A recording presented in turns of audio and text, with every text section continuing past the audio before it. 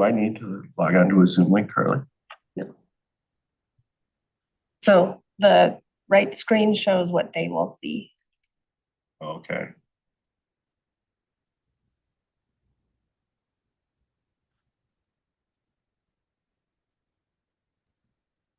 All right, we are live on YouTube.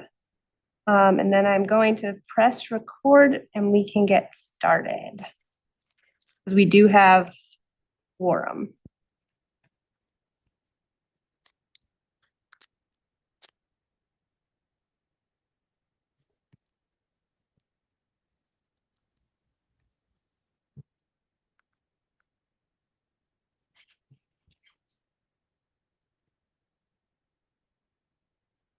All right, we're ready when you are. Now the commissioner is on his way.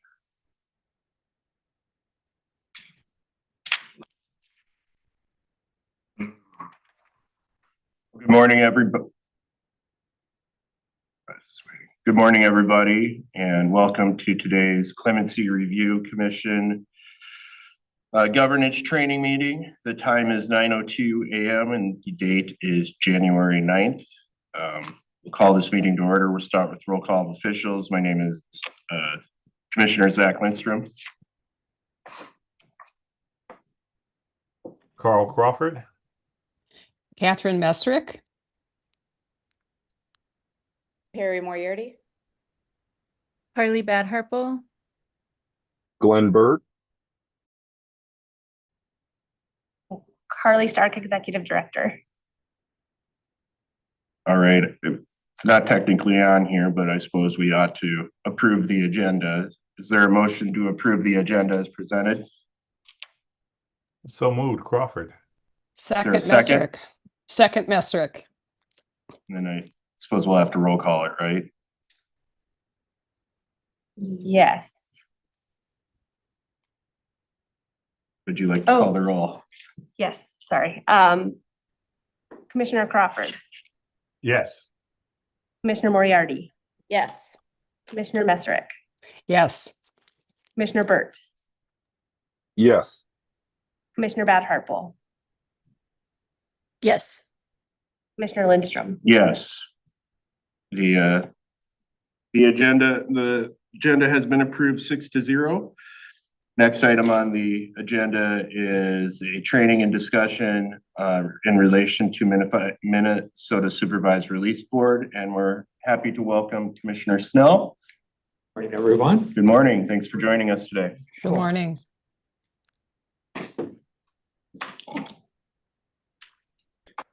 Well, I think I appreciate the opportunity to be here.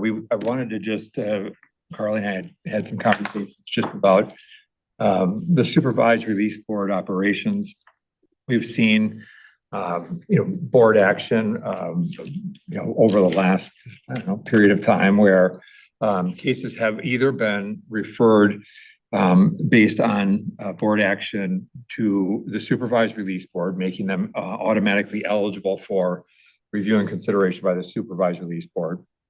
And then I think over the last, at least at the board meeting, there were a number of cases. And I think in particular, these were cases where, not always, but for the most part, they were cases that where there were determinate sentences where the board just referred them back for determination by the commissioner or the department to establish some level of reasonable step down prior to their release. So they were effectively granted the relief of a release, but with some period of step down as determined by the agency. But we wanted to talk a little bit today just about the Supervised Release Board processes to have you understand a little bit about what's included in that and how that works. And we know that there are cases certainly where people who have been in the pipeline already and have been reviewed by the board. And then there are cases certainly that have not yet come up for review. For the most part, as you know, a life sentence in Minnesota today requires the service of a 30-year mandatory minimum, with the exception of those cases that are life without the possibility of parole. There are some sex offense cases where the courts can impose a life sentence. Generally speaking, those are a call for a 15-year minimum. And they then are subject to review and consideration by the Supervised Release Board. The Supervised Release Board is relatively new, and just, really has been fully operational for about a year and a half. And there was a period of time prior to that where Minnesota was one of 4 states in the country where the parole determination was made by a single person. In this case, it was the Commissioner of Corrections, with input from an advisory board that was made up of other agency leaders. The way the parole process operates is that as they approach that 27-year mark, they are seen 3 years prior to their full eligibility for parole release. And when that occurs, a number of things are triggered. One is the victims are notified. And this has been one of the areas of, I think from my standpoint, that has been really considerable factor, is that oftentimes we would do outreach to families who lost a loved one to a homicide. And this is the first time that they've had any contact with the system since the day that that case was sentenced. And one of the things that has been such a, I think, has such an impactful influence on me is the fact that so many of these people, these victims, come into meet with the Supervised Release Board or prior to that with me on the advisory board. And they would talk about, and it was as though that case and what they experienced was as raw as it was on the day of sentencing, as though they were standing on the steps of the courthouse. And I think it's just illustrative of the fact that, the system has done, I think, a good job of providing at least the opportunities for people who are involved in these offenses to engage in a variety of programs and services that really prompts and results in change. And we see that frequently with people who are serving these life sentences.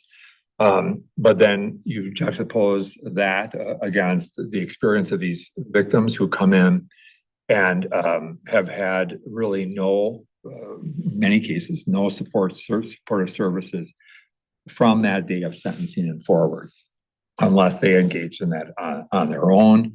That just doesn't happen very often. And so that's just one of those things that is pretty profound and influential in this process. We are working to change that by trying to engage with victims of crime, and particular violent crime, much earlier as they come into the system, so that there is that opportunity to make sure that we're getting them connected with the right resources as the person who comes into the system begins their journey, hopefully, of transformation. So victims are notified and invited into a hearing that is going to take place 3 years prior to their eligibility. It also prompts notification of the probation agency of record. And so that's where the case would have occurred, and what is known as a community investigation. And this is these are all statutory requirements. A community investigation ensues, and that community investigation is a probation officer gets assigned. They go out and make contact with victims in many cases, but extensively it's the county attorney's office, it's law enforcement, other people who were involved. In some cases, they may talk to certain community people who were involved in those cases. And they prepare a report that is supposed to reflect community sentiment around the case and around this person's potential release. The other main component is that a comprehensive risk assessment is completed. That comprehensive risk assessment is done by one of a variety of forensic psychologists that the Department of Corrections has on staff or by contract. That comprehensive risk assessment involves a whole range of more traditional assessment processes. Could be a variety of different risk assessments that are validated and used depending upon that person's background and the offense characteristics. For instance, they may look at more general risk of violent reoffending, but they also can look at things like MNSA stuff or things related to sex offending risk. That gets put into a comprehensive report. It also includes a very, in many cases, long many hours of interviews between the psychologist and the person who is the subject of that review. That really, they provide both a level of assessment of risk and some recommendations that they believe may influence or reduce that person's risk of reoffense. Those things are all put together along with the facility does what we call a program review team wherever that person is housed. Case managers, mental health, facility leadership will convene in a meeting with that person. It's about 1 month prior to that hearing. They also prepare a report that addresses things like institutional adjustment, any type of discipline. All of those kinds of things get put into a report, and that gets provided as well. We ask that the facility not provide the board, and this has been somewhat new and developing, but we are not seeking from the PRT a recommendation. And we are asking them to identify if they believe there are programs that person could benefit from, to indicate what those programs would include and how long they last. But we ask them not to provide a direct recommendation because what ends up happening is that recommendation can sometimes be contrary to what the board may see or hear when they are looking at the full range of information. The PRT does not have access to that risk assessment. They do not get the community investigation, nor are they a party to the input from victims. So we want to make sure that their view is more broad-based and not just that meeting with that individual. Although I will tell you that the PRT, psychological, and victim input are considerable factors that the board, I think, uses in many instances. For those of us that I don't know if everybody else does, but what is PRT? That's a program review team, the facility program review team. That's just made up of their facility folks who work with them. So at that point in time, they are scheduled well in advance so that we can see. Just so you have a bit of a sense, Minnesota has about 650 people serving life sentences. Out of that 650, about 125 to 130 are serving life without the possibility of parole. And the numbers of cases that the board is seeing has really, I think, increased exponentially. And I think it's also important to note that, that the increase in cases is not necessarily a reflection of dramatic increase in the number of people that are sentenced to life sentences. It is really more a reflection of the change. Minnesota changed the law in the early 90s, early to mid 90s. That went for late 80s, I think, like 1989, went from a 17-year life sentence at that point in time. And that then converted to the 30-year mandatory minimum. So you saw a dramatic change in going from 17 and a half years in the late 80s to early 90s. Those cases being a 30-year mandatory minimum. As a result, we now see all of those 30-year cases, 30-year mandatory minimum cases coming up as we go forward. The other thing about the risk assessment that I think is important to note is that there are some particular requirements in that comprehensive psychological or risk assessment that are specific to cases where the person was a juvenile who was certified as an adult. There's a number of developmental factors that have to be considered by the psychologist, and that is, what was their developmental this goes back to the brain science stuff. Were the developmental considerations at the time of that offense, and to what extent does do those factors influence even some of the things like prison adjustment as they come in. And I will just say that as a general rule, we oftentimes see people who come in with life sentences, regardless of age, that may struggle in that first 5-10 years, sometimes even a bit longer.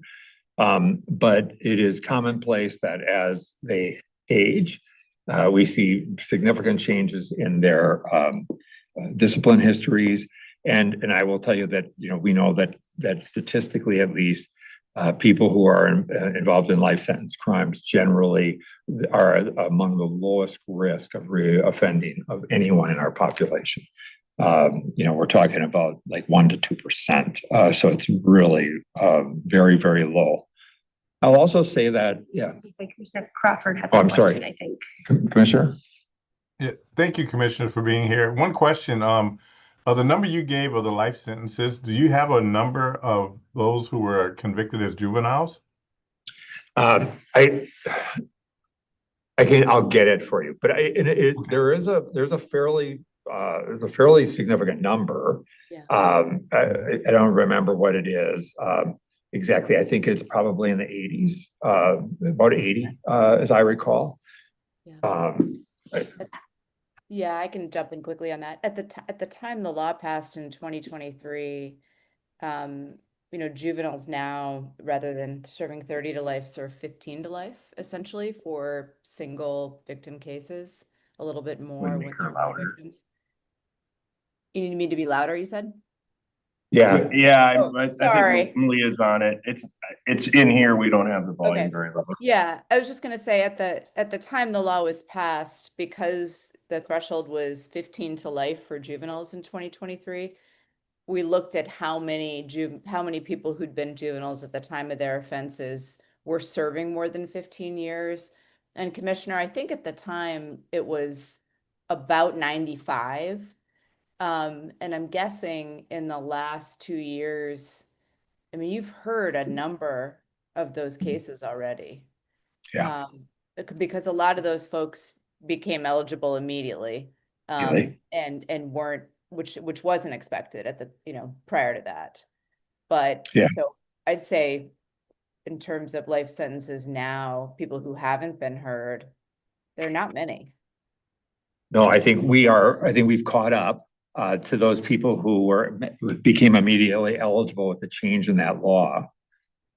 So I think it's come a long way.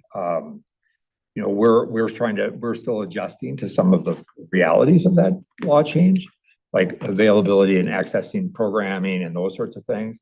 And I will just say that generally speaking, historically, the Department of Corrections looked at providing programming interventions, generally speaking, later, prior to a person's release. Now, we've endeavored to try to change that and tried to move more doing interventions earlier, with the hope that we can avoid some of the misconduct issues and some of those sorts of things. Making that shift is not as easy as you might think, because we have the backlog of people who need those services, and then all of the new people coming in. So it really almost doubles the amount of of service needed in order to address all those factors. But I would also say that that the change in the law did not just affect life sentence cases. It really affected anybody who had 15 years or more and was certified. And so that was a pretty significant change in the law, because it affected both life sentences and those with long executed sentences. So Commissioner, as an example, like when maybe a tangible example to us is like, is Pip at home? Mr. Pippett was released, I believe, on Tuesday, and went home on Tuesday. And that was relatively quick. It was just about making sure that the plan and all of the services are available. Medical release planners are involved in his case, and the housing plan is approved and so forth. But yeah, he's home. I think that at least for my perspective, and maybe some of the other commissioners, it's like we go to a board meeting, they get this recommendation, and then like, what does that look like? And I think you've just kind of outlined it a little bit and talking about some of the stuff you have. Right.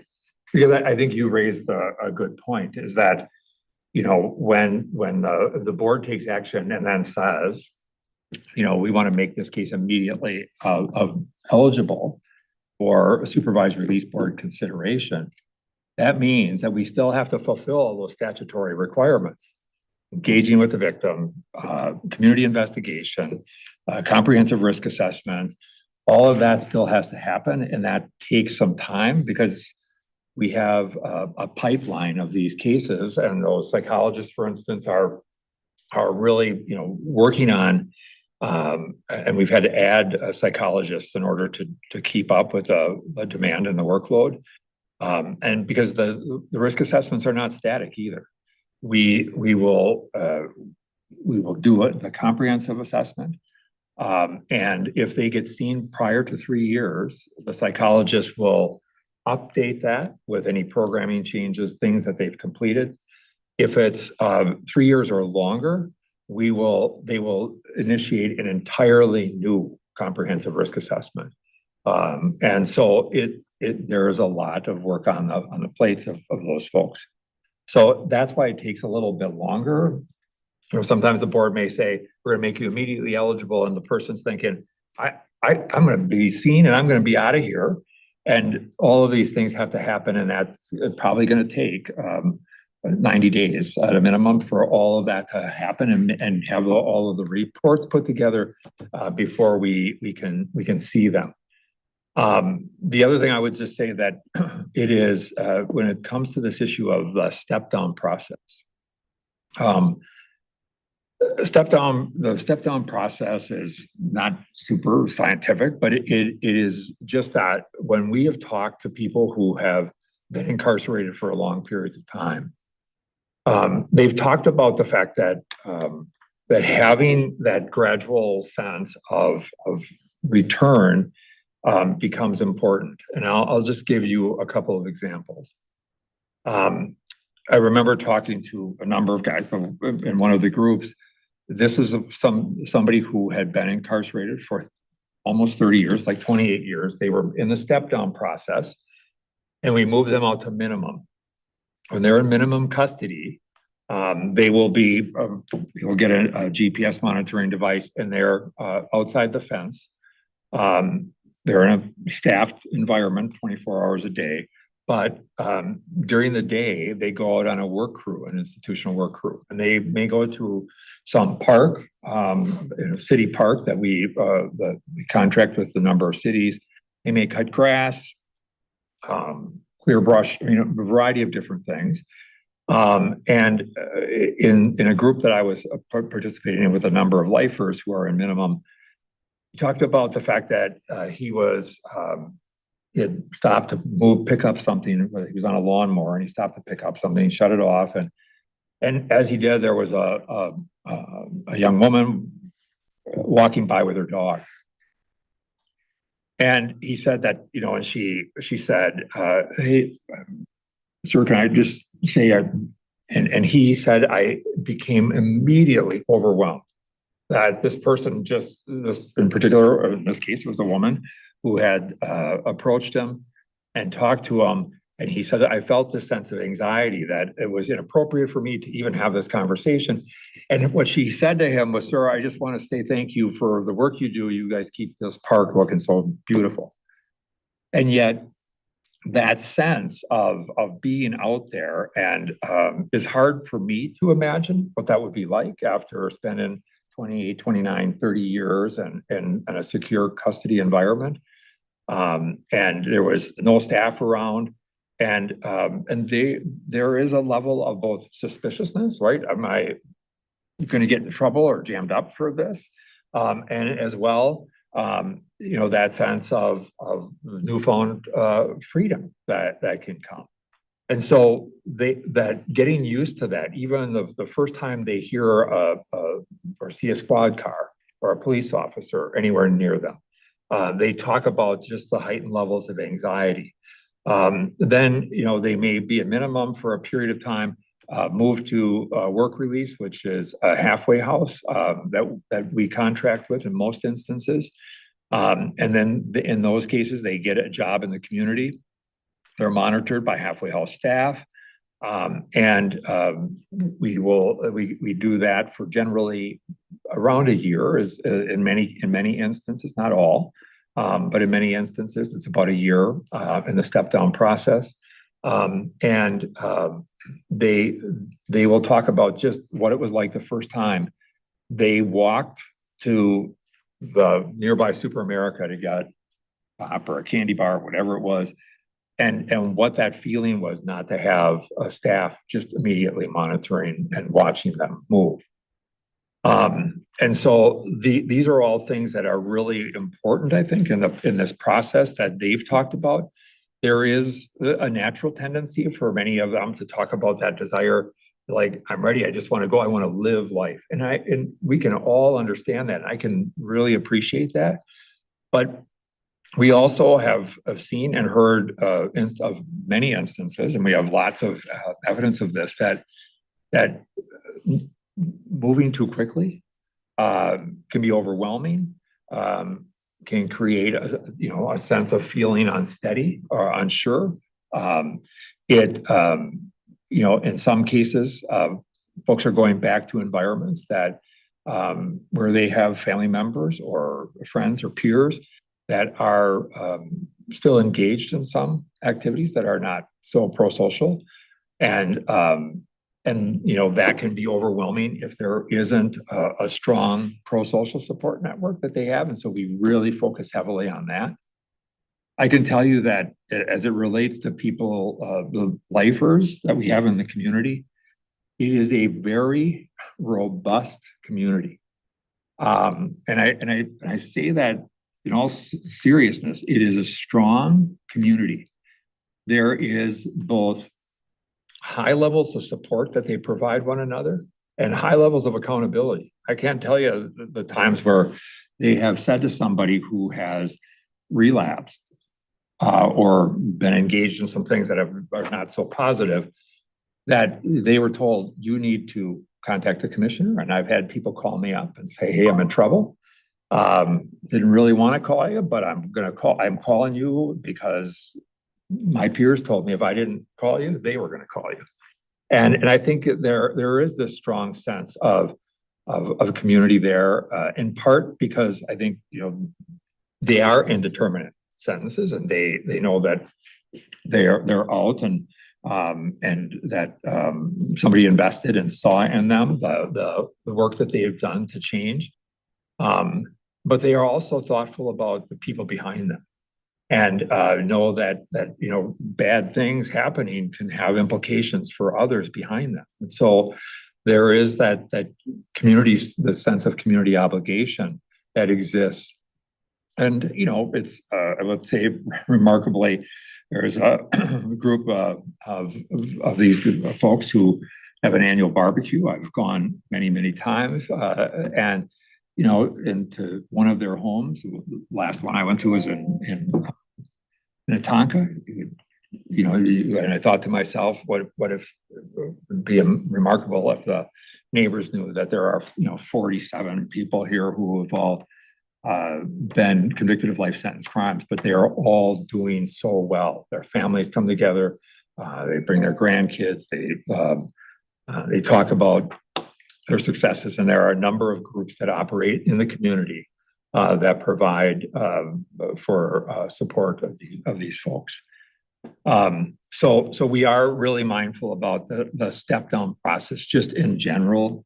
And I'll just give a couple of examples out of the most recent hearings. You had, a number of people, and these were cases where they were largely determinant sentences, but where the board made them immediately eligible for step down. They did not require board review in those cases.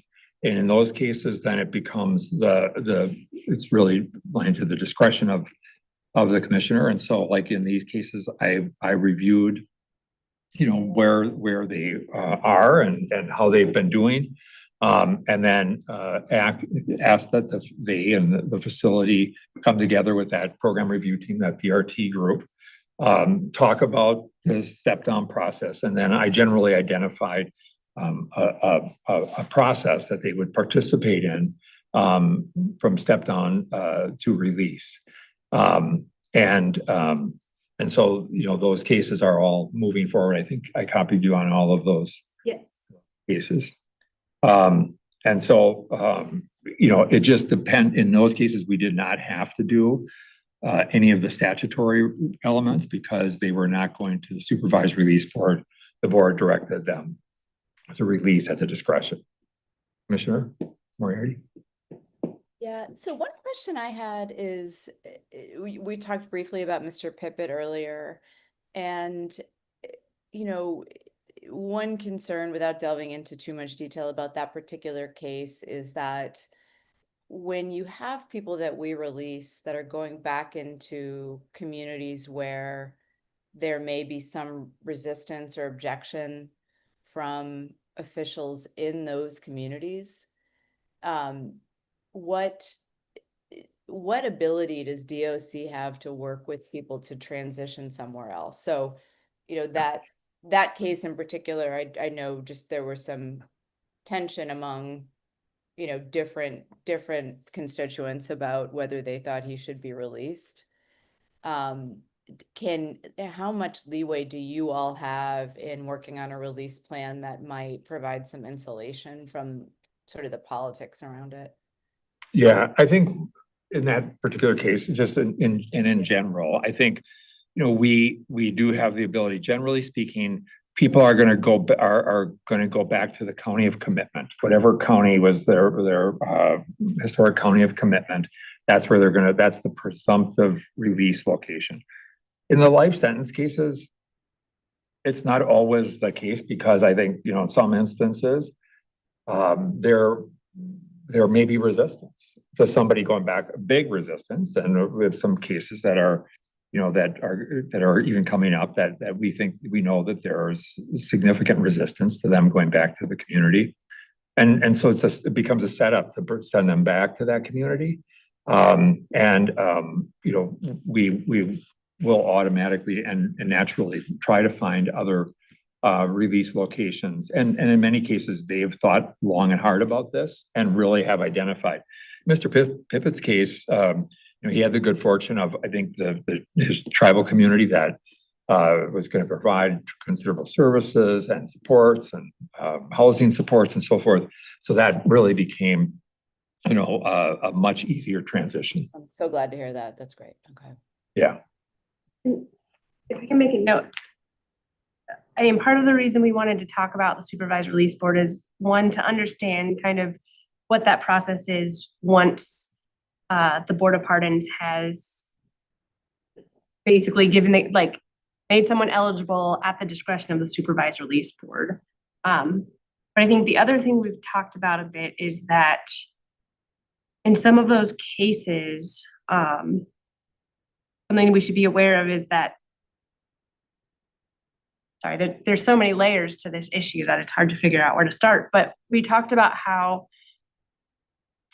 the commission will make a recommendation to the board, and then the board, if they send it to the supervised release board, there's a misunderstanding with, I think, applicants that means they're going to be out.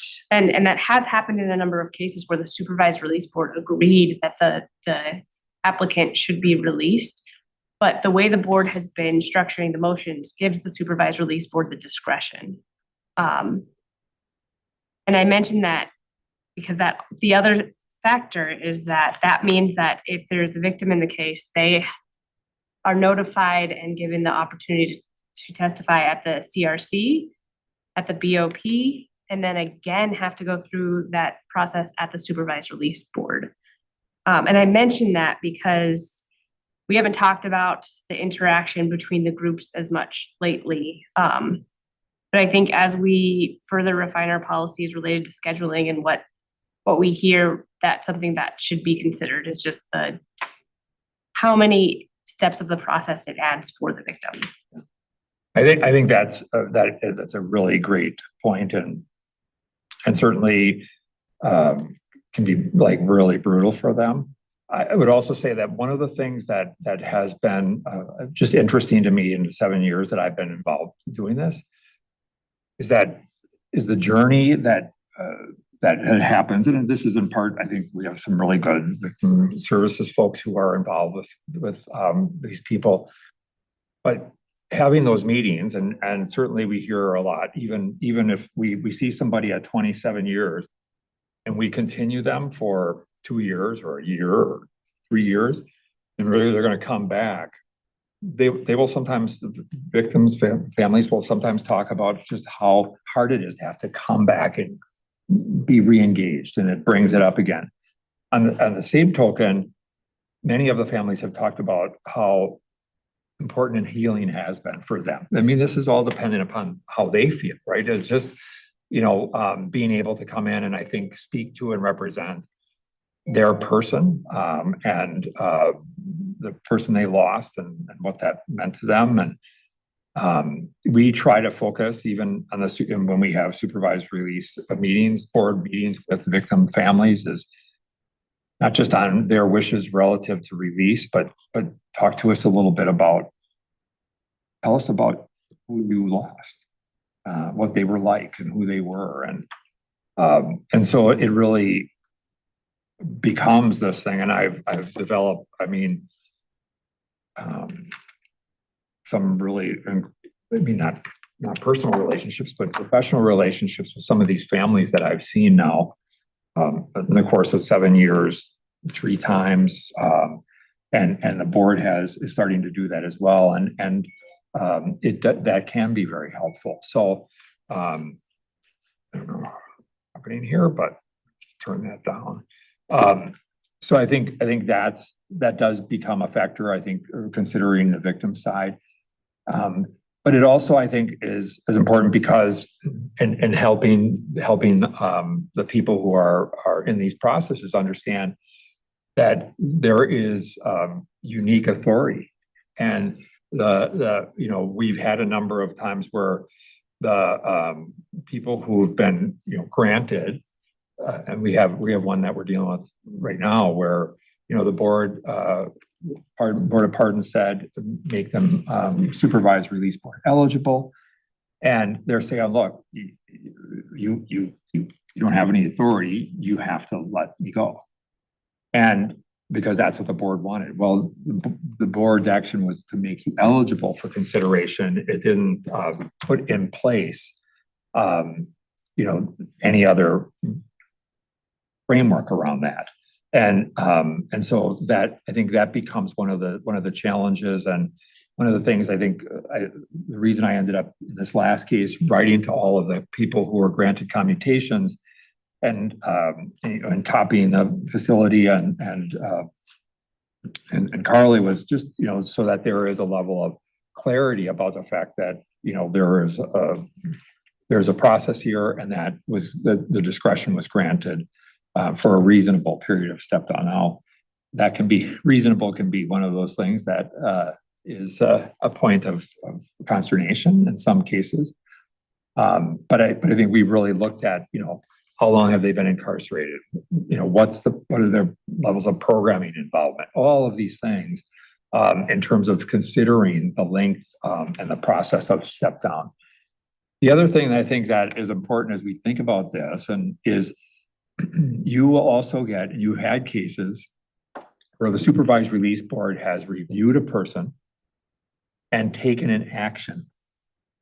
And then it comes before you, and you may say, we're going to recommend this person for the commute and immediate release or eligibility for immediate release. And there is now your independent CRC recommendation, and then the supervised release board has already taken an action relative to that. And I think, and I only bring this up because I think it puts the board of pardons in a really unique and weird position, where on the one hand, they will oftentimes refer cases back to the supervised release board. And now what's happened is you have not conflicting, but just different competing recommendations, right? One's in process of a continuance in some recommendations, and another is a competing recommendation for the board to make a person immediately eligible or immediately release. And I think that's one of those considerations. Now I've asked and I've talked, just generally, and I think what I'm hearing from some of the board is that, their preference would be to have correctional decisions be made correctionally. And so they're not making they want to grant relief. They want to recognize the work that a person's done to change and all of that. And at the same time, that the process for that, they would like to come back into the supervised release board or to the DOC. And obviously a lot can change depending upon the makeup of your board and I think I know the case you're talking about where the recommendation made by the SRB was to come back in a couple of years. Yes. Yep. And they came before us and we were like, I think we said that we wanted them to be eligible immediately. Yeah. Yep. And the other question, you kind of hit on it, and the question I was going to ask is, so when the board of pardons says we want them to be eligible for supervised release immediately, question one is what weight does that decision mean to the SRB, to the best of your ability to answer that? And two, I think that you kind of alluded to it, that they may not get relief if the SRB deems them ineligible. Yeah, I think it puts on the second question, I think it puts the Board of Pardons in a weird spot because they're then trying to decide between which recommendation or, which action of an independent body let's just move, just a generic, just say it's a generic case. We say, yep, we think they should be eligible immediately. The Board of Pardons says, yep, we think they should be eligible. And then they go to the SRB and the SRB is like, they're not ready to be let out. Right. That can happen. That can happen. Absolutely. And it has, hasn't it? I don't know that, I think most cases that we've moved, now it's happened where the board has reviewed prior to your consideration. But I think in most instances, I will just say that to the question of what weight does the SRB place on the Board of Pardons direction, I think certainly that's a factor. We want to recognize the work that you've all done in your consideration of a case. So interestingly, the conversation we're having here is the very same conversation we're going to be having as a supervised release board. How do we weigh all of this and manage that? Because I think we want to recognize the unique constitutional role of the Board of Pardons, the statutory role of the CRC, and the obligation of the SRB relative to that release process.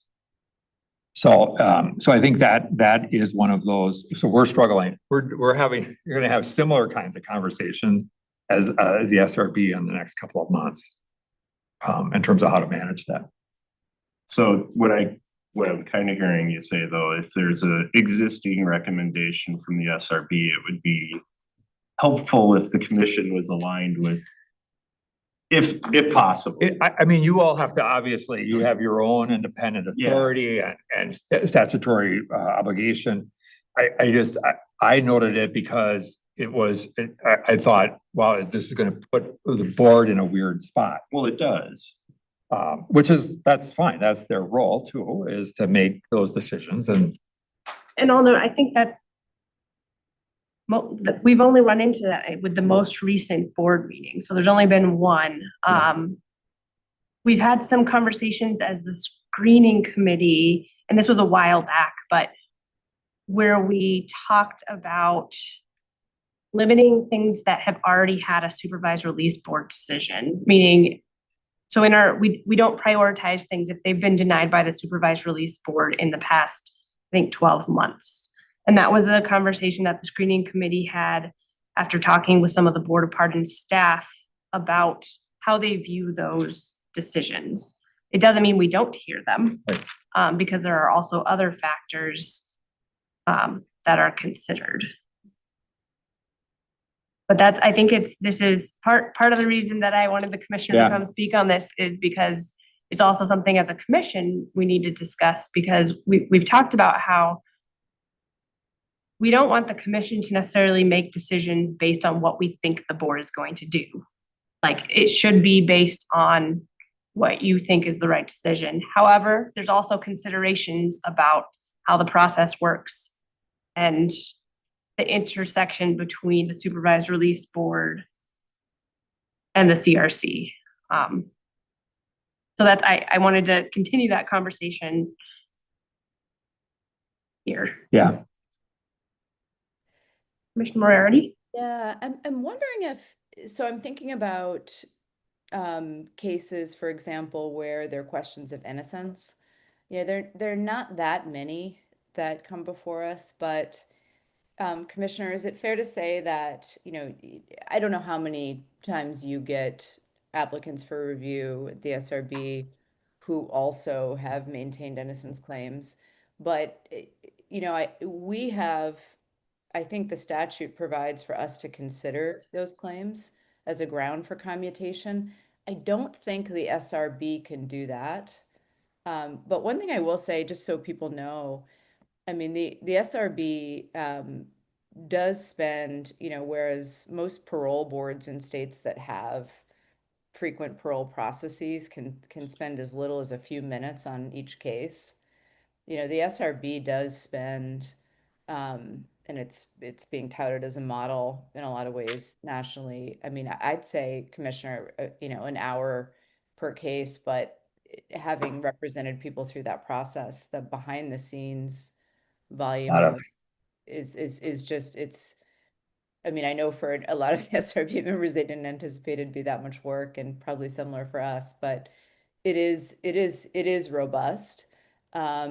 You know, that said, I do think we have different statutory considerations and criteria that we have. So that it may be that depending on the you know, the ground for release, or the you know, the claim that the applicant's making before us, there may be some cases that we need to hear independently simply because they fall within, if they're two concentric circles, there's some ways that we overlap in considerations and criteria, but then there's some ways that we're necessarily independent.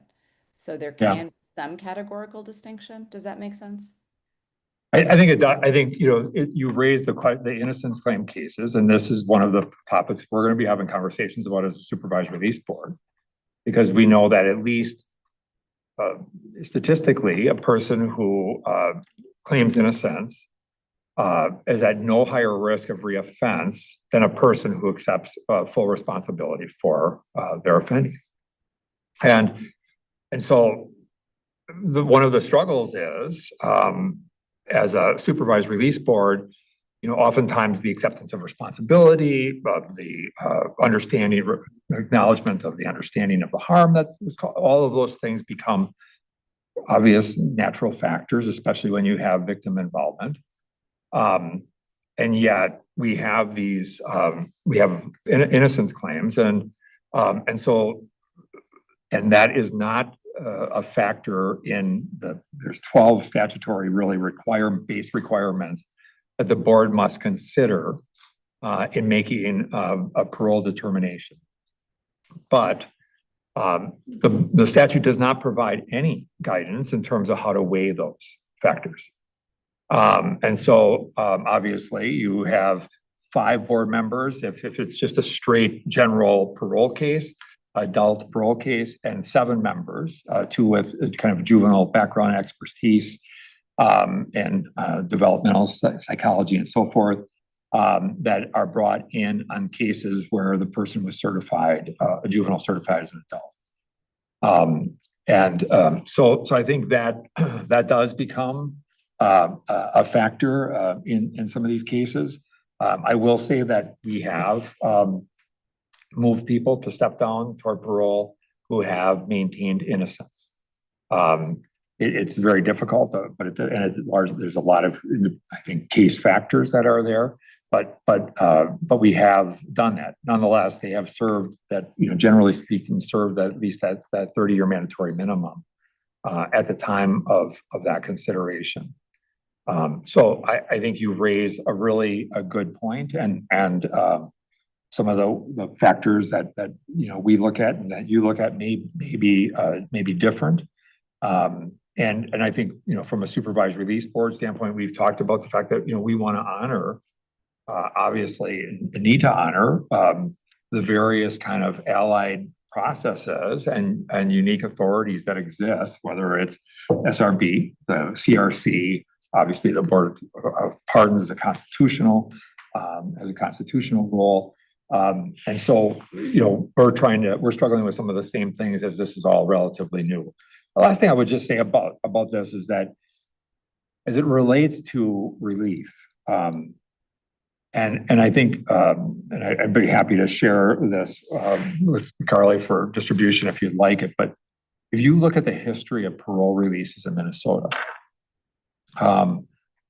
it has changed dramatically over the last 15 or so years. Prior to that, there was not a lot of people historically who got paroled. Generally speaking, continuances were very long, 5, 10 years were not uncommon in those years, and very, very, very few people were granted parole. We're talking about handfuls, less than 10 in a year, or less than 2 in a year in many cases was a lot back in those days. Today, I think when Commissioner Roy came here, it was a priority change for him, and he really looked at and dug into this parole process. And during his 8-year role as the Commissioner of Corrections, as the parole authority, he had paroled, I think, about 45 people in his 8 years.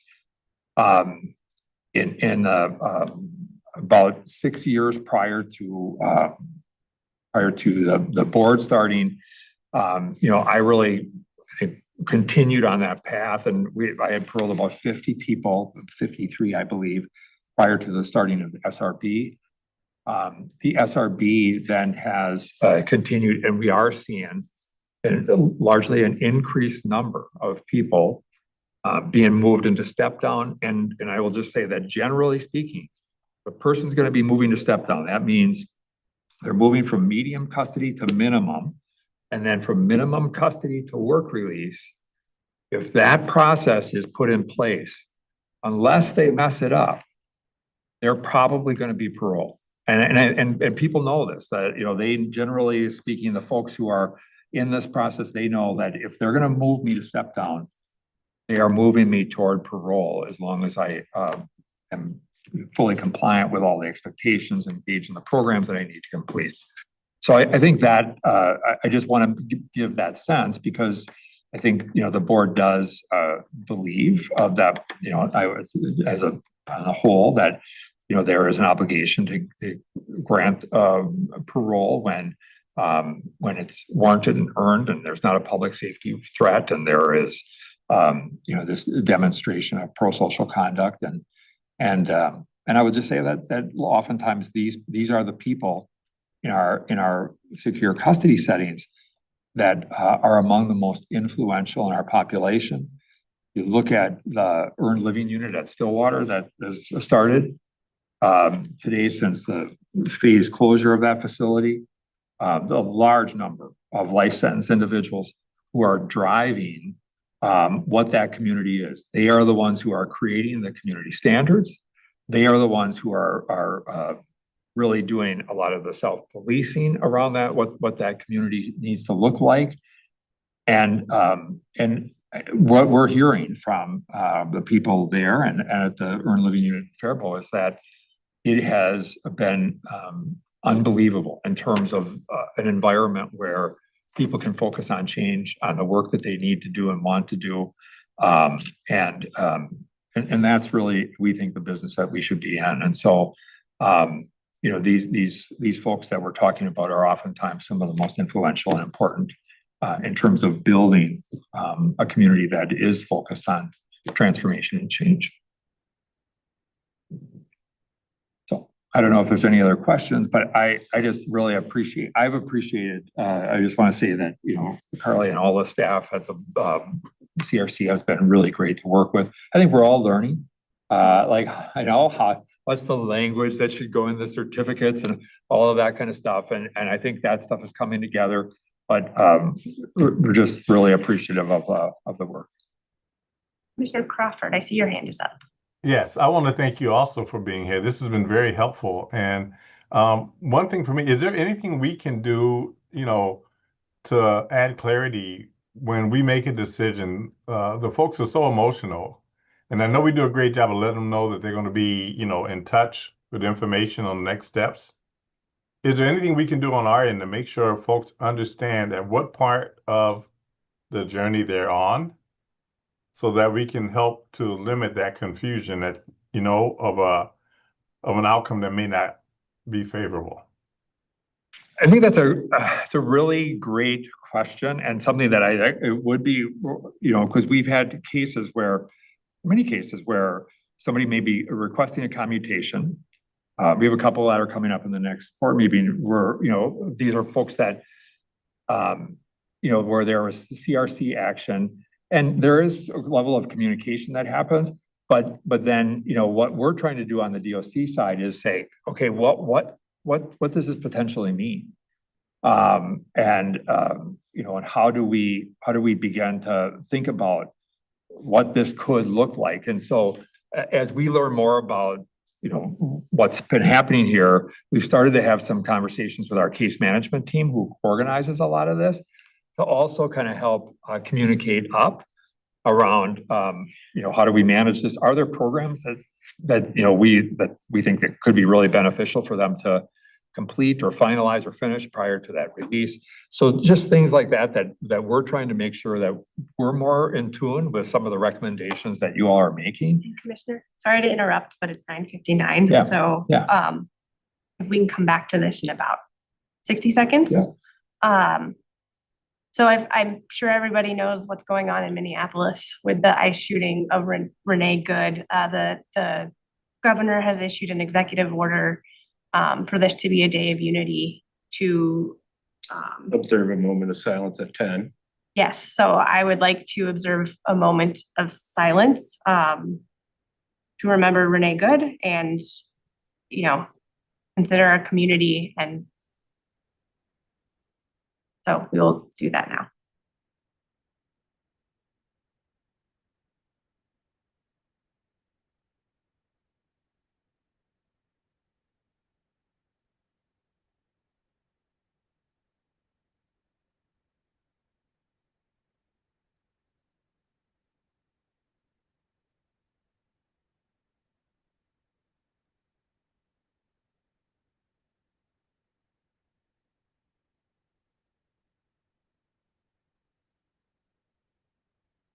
Thank you, everyone. Thank you. Thanks for Carmen. thanks for calling that out. Yeah, I realized we got started without talking about all of those things, but I wanted to make sure we did that. So feels like a non sequitur to go back to the discussion, but so we're talking about communications to applicants and how to make it clear. And I'll just say I had a meeting even this week with your staff to talk about how to loop in the right people, make sure that there is wraparound for the applicants so that everybody who needs to know what's going on and that someone has a hearing, that it's happening. We've increased our communication with the virtual courts team to make sure right after the CRC hearing, we provide an unofficial, like, right away, this is what this means. And at the board level as well. And then we also have letters throughout, and we're still learning on how to make it clearer. But it's coming, I think, and we'll get better as this goes, but I think it's coming. And it means a lot to people on the inside. Certainly we're hearing a lot of that this option for them is really important. Commissioner Moriarty? Yeah, just quickly, and I do think we could probably craft language, mutually agreed upon language that we have written out, that we utilize, you know, a couple of different options depending on what the commission decides. But in cases where it's going to the Board of Pardons, then likely going back to the SRB, there are just ways we can phrase it, I think. That we haven't, I mean, I think all of us at a certain point then look around and say, we think we just did this. We're not sure of the next steps. So we could probably, the teams could probably work together in advance on some language that Zach has at his disposal. Does that, Carly, and Commissioner, did that sound right to you? Yeah, I think we're getting there slowly, Yeah. but I think even bringing that from even looking at some of your recommendations could be couched in that language, but might be helpful. Yeah. And I flounder every single time we get to that point. The only other thing I wanted to mention that, you know, I didn't understand until a few years ago, and that maybe the commissioner can speak to it. I know that we're often saying, you know, why isn't there more programming available for X, Y, and Z? And why, you know, why is there no funding? Why can't we reach out to victims in advance and provide more robust services? You know, why are we not doing all of these things? And one thing I didn't realize until you know, probably 5 years ago, a meeting. We had it today. Sorry. Oh, it's with, I think that's background, with DOC, is that, you know, the legislature really controls a lot more of DOC's budget than I understood. And that, you know, with the legislature, I think, determines what aspect of the budget can go to programming, what goes to employee retention, et cetera. So, you know, I know there's always, and I'm not saying this to sort of toss a softball at the commissioner, but the reality really is that as much as people want to say, Commissioner Schnell, create program A, B, and C, to some extent, DOC's hands are tied around the sort of the larger ambits of what you can and can't do. And I know those questions have come up in a lot of hearings because we wish we as a system did better both in preparing people, but also in outreach to victims and, you know, not having these gaps. Could you just say a few words about that? And I really appreciate that. You also triggered a thought that I think Carly and I talked a little bit about, but I think one of the things that's happened is that certainly we're really restricted by the amount of dollars and the investment in programming. And yet this has been one of the areas of priority for us. And I'll just like give an example. One of the things that we've done with, you know, the DOC is the largest substance use disorder treatment provider in the state. And yet we were still releasing a lot of people who never had access to SUD treatment. And so one of the things that we began to do was to be more refined in terms of our assessment. Minnesota, like many DOCs, there was 2 levels of programming, long and longer. And that's great and everything, but in some instances, that's not what the client needed. They may have needed, you know, an outpatient level of SUD treatment versus a comprehensive inpatient level treatment. And so what we've done is tried to adjust our services to be much more refined and focused on what the assessed need is. Which has then created much more treatment capacity on the substance use disorder side, because we're actually targeting their individualized needs. We're not putting people in residential-based treatment if that's not what they need. We put them in outpatient level. So that's helped, and we're doing the same thing. They're working on a project right now to assess this around sex offender treatment, which is a huge issue as well. Because we want to make sure that we're targeting our SO treatment services in accordance with that individual's need. So that focus is happening, and we believe in the long haul that will increase the amount of programming overall. And yet we know that we do know that programming really is key and critical, that we can reduce a person's risk level by the involvement in targeted programs against an individual's criminogenic needs. And that is the priority. And one of the things I will just say that is changed is now beginning in 2026, everybody who comes into the system will go through this comprehensive assessment process, resulting then in a follow-up review by a team and an individualized case plan.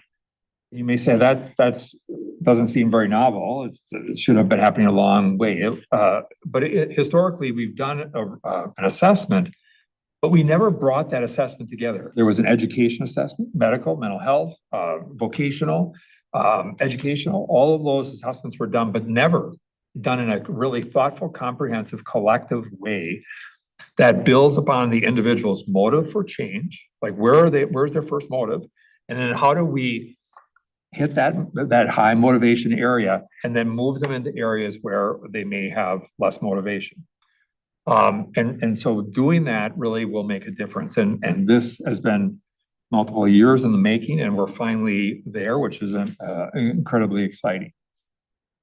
The other thing I would just say about programming, and Carly and I talked a little bit about this. I think there was a case not that long ago where there was a continuance, or I remember what you called it.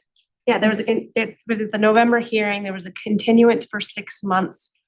And I think the recommendation was for the applicant to participate in Some trauma program. informed Yeah. therapy.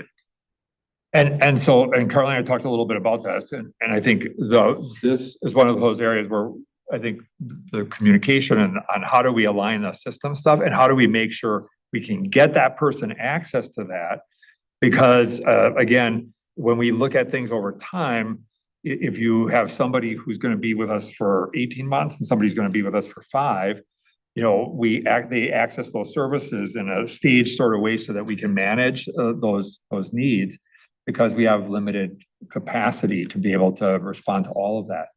So in a case like this, if we want to make sure that he can meet the objective that you all have set, we may have to pull somebody else out of services that was slotted for services in order to get him in to accommodate those services as we do this. So this is one of those areas where we're thinking about, like, are there ways that we can better do that? And what does that look like? So it's just something that I want to raise to Carly, because it can be difficult. The last thing I want to do is set the individual up, set the CRC up, and set the DOC up for being in a place where, well, why didn't you do it? It's not that individual's fault. We have certain behavioral health specialists who really focus more in the trauma space, and that's growing number, it's growing need, but so that those services can be somewhat limited. I have a question, Commissioner. Thank you for being here. This is really insightful. We're not seeing very many women in the commutations. Is there some specific outreach we could be doing in Shakopee Or what is your assessment why we're not seeing as many women in the commutation hearings? I have some speculation on some. I think first and foremost, we would welcome. If you wanted to do something at Shakopee and create an info session or whatever, that would be happy to host that and make that happen.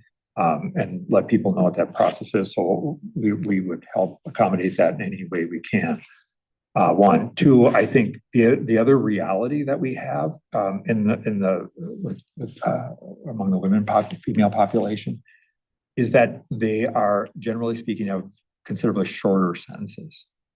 And that in and of itself, we certainly have people on the continuum of sentence length. But if you look at a lot of, for instance, and this is a troubling fact, you look at any given time, between 25 and 30% of the population at Shakopee are Native American women. And we're really trying to figure out like the hows and the whys and what can we do to reduce that number in Shakopee. And yet when we look at the length of time that those women are with us, the vast majority of them are with us for less than a year. And so what ends up happening is they come in go through receiving orientation and reception orientation assessment, and then the development of case plan, which can take 60 to 90 days. And now you're already starting the case at a release plan. So some of it, I think, is some of that time, and some of it's just probably not as much awareness, not as many cases that have come through. Because I think one of the things that certainly has happened as people have seen some of the outcomes from the CRC and the pardon board process on the male facility side, that spreads like wildfire. And so I think, having a few women who experience the relief that can be provided, that in itself will help. Yeah, and I can add to that. So Malia just did a quick scan of our list. I was doing the same thing. We have approximately 14 women on our commutation list, and looking at them, many of them do have shorter sentences. And so with our limited resources, they often are not prioritized, because we're looking at people who are over 20 years in prison versus someone who's going to be released in 2026. We do look at caregiver status. And I'll be honest, it's really difficult to determine that in a lot of cases. We did hear one case based on, she was prioritized mostly because she was a parent who was still connected with her children and was the primary caregiver. But that's, as far as the prioritizations we use, that is why those applications have not been heard. And it's also a smaller proportion of the whole. So it's 14 out of about approximately 100 applications. The other thing I would just say is that this Minnesota Rehabilitation Reinvestment Act is finally coming to bear. And we've piloted at Shakopee, we've piloted at Moose Lake, and now we're moving it into Faribault. And then in February here, it will begin full-scale expansion sequentially across the system. And so for some of those people who are shorter, if they can access that programming, if we can build in a program plan based on their individualized needs, they could release at 50% of their time versus 2/3. And so we have had a number of women and men who have gone out, and that number will just grow as we move this forward. Well, I just appreciate the opportunity to come in, and this is helpful when we have our meeting. I think we're looking at March here for the supervised release board. We'll be having some of the same conversation. And we'll probably ask Carly or others, somebody to come in from the CRC just to talk with the board about this, and to do as much alignment as we can as possible. And then I would just invite any of you, if you ever wanted to participate. I mean, our board meetings themselves are public and recorded and available online. But even if you wanted to sit in, we've certainly had people come in and witness or be a part of the meetings that we have with victims, and we generally meet with the victims in the morning. And the victims have a right to either choose a private in-person meeting with the board, or make public comment at a public meeting. So, but we would certainly welcome and invite you to participate. Anybody who would like to. Thank you for being here. Yeah, thank you. Thank you. Thank you. Here, have a good day. Have a good weekend, you all. You as well. Thank you. We're gonna take a quick 4 to 5 minutes, if anyone needs a bio break, or also to bring up the reports that we're gonna talk about with monitoring. So we'll take that break now. Here we go.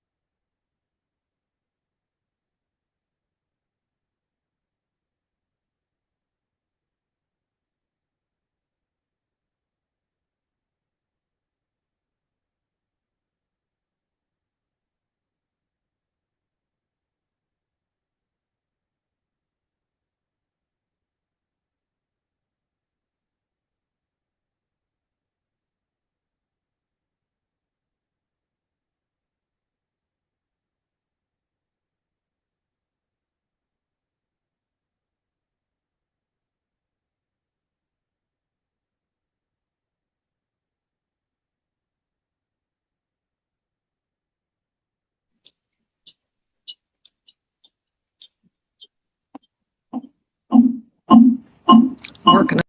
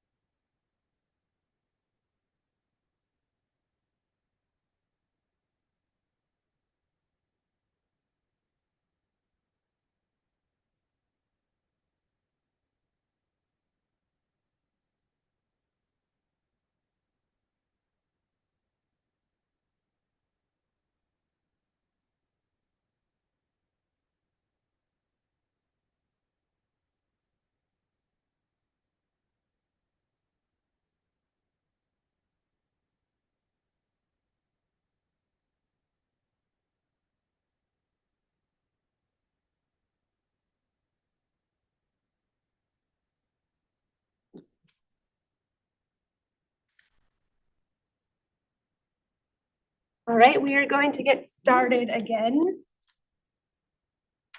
Gonna wait for a few people's cameras to pop back on.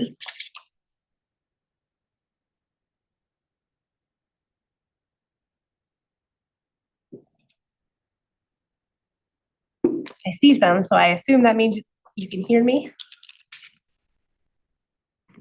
All right. Well, welcome back. It's 10:24, so we're running a little bit behind on our agenda.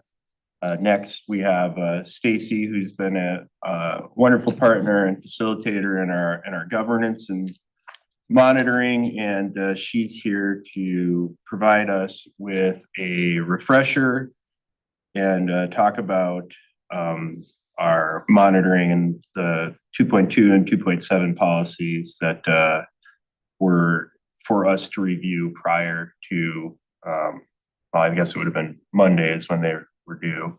But go ahead, Stacy, take it away. Oh, my goodness, it's good to see all of you. It's been a while. So I'm just looking at the faces here, looking up at the camera over there and saying, good to see all of you. Appreciate being here again. I do have a PowerPoint that I want to walk through and share information as Zach was talking about earlier. And I'm just checking to see, Carly, if I've got sharing rights. I'm thinking I perhaps don't.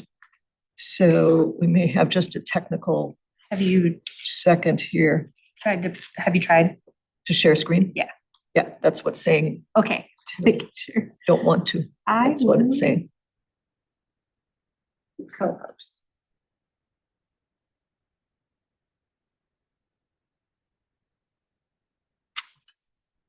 You should be able to now.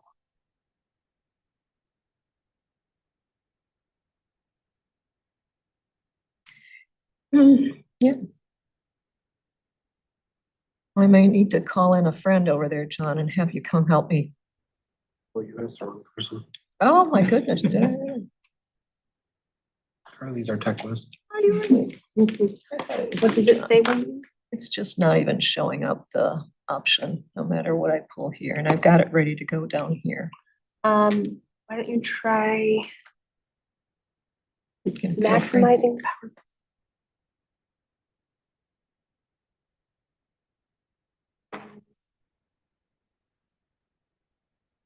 There it is.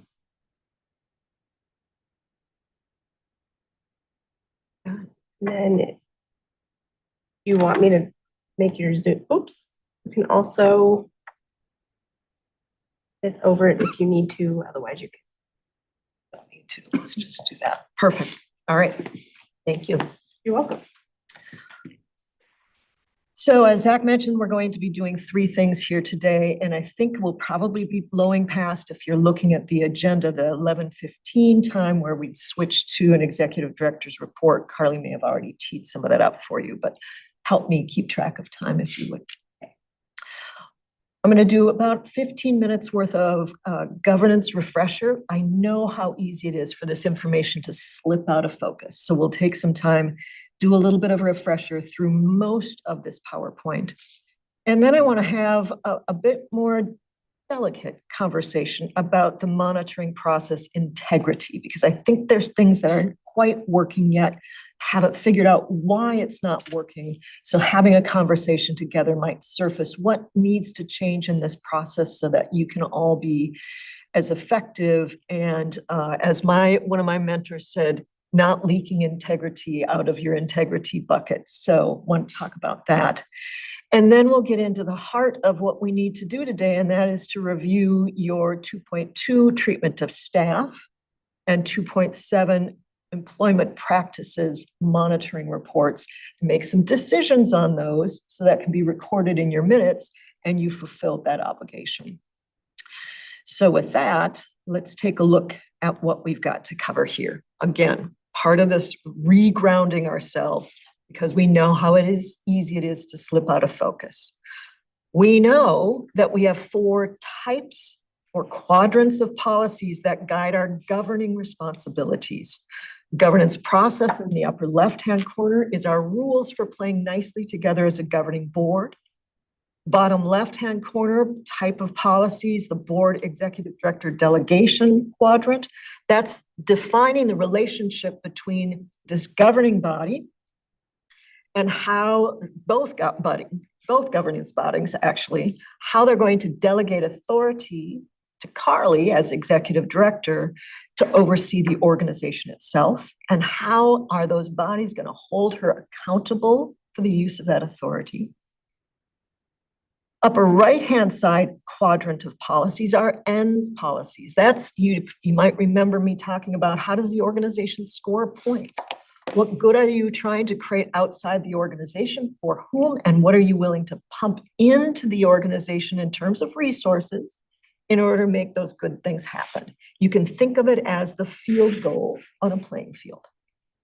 Conversely, executive limitations policies in the bottom right-hand side are all about the out of bounds.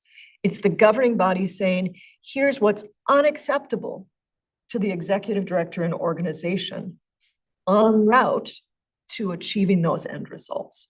So between the ends and the executive limitations, the governing body has created a playing field upon which the organization needs to play.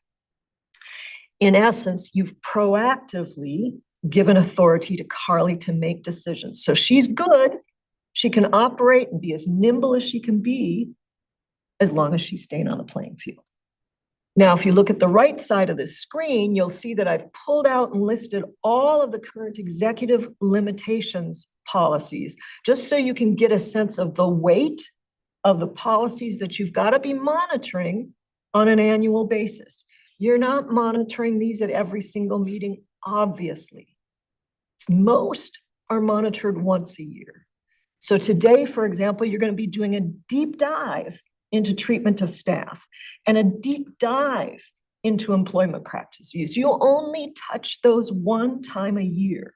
So when you do, you want to make sure that you've been exceedingly attention focused on the detail of those policy language and the monitoring information that's coming in. All right. So now I've pulled out a few examples of what your policies say in relation to your governing responsibilities and monitoring in particular. So the first one I've pulled out is 4.2.3. Commission job products. That's in your governance process quadrant, remember, upper left-hand side of the circle. And I've highlighted some key things for you to be ultra focused on in each one of the upcoming slides here. So in this case, the commission, your job products related to governing are to craft and recommend revisions to these policies, make those recommendations to the Board of Pardons so that they can make the final decision. 4233 policy compliance monitor is the second job product of this governing body. And that is the commission has the delegated authority for rigorous and ongoing assessment of organizational performance and for setting its monitoring schedule within 3.4, monitoring the executive director's performance policies. So that's what we're working on today, rigorous assessment of policies. The third job product of the board is all about accountability to Minnesotans. You might remember me talking about that accountability loop. Listen first, craft policy out of what that tells us, give that to Carly and staff to make sure the good stuff happens, get those reports back from Carly and close the accountability loop back with Minnesotans. And then you start the process all over again. And then finally, you've got one wild card in my language, job product as a commission, and that is to do the clemency review process. I say that's a wild card because technically doing those reviews is not a governing responsibility. It's an administrative responsibility, incredibly important. The focus of most of the work that you do, but technically not a governing job. You with me so far? So the next slide is focused on commitment to governing with excellence. language that I pulled out directly from your policies. So it's underlined here in 4.3 universal governing style, along with all of those other descriptives about how you as a governing body are going to work together, is that underlined bit at the end. Although governance process policies can change, it will be scrupulously observed or observing those that are currently in force. So if something is in your policy, you are living within that policy. Further down in 4.3.1 group responsibility, it picks up the excellence theme one more time, 4311, governing excellence. The governing board and commission, not the staff, will be responsible for excellence in governing. So if something is wrong in your governance process, in the system, in the approach, in the policy language itself, it's your job and or the Board of Pardons' job to figure out what needs to be changed, work on it, and start living within the new reality. It's not Carly's job. She's got a big enough job on her own. Go ahead, We Carly. have a question from Carl. Oh, good. Thank you for calling that Yes. out. Carl, Hi, sorry. I Stacy. wasn't looking- Hey, Carl, I wasn't looking at the Teams thing. So what's So up? my challenge of angst is around the proactivity, to be proactive in this process. Yeah, Can tell me we, more about why you're anxious. understanding that most of the things that we have done have been more reactive. We get the information and we move forward with making a decision. So give me an example of what would be proactive to Well- cultivate a sense of proactivity Yep. under Two- 431. Carl, two answers to that. Proactive comes to me most importantly through the proactively setting up your policy playing field. Okay. By doing that, setting up all those executive limitations, for instance, you're thinking about what might those bad situations be, those unacceptable, unethical decisions be that Carly could make that we want to say to her proactively, yeah, that's not an option. You don't Okay. get to do that bad stuff or unethical stuff or whatever it might be.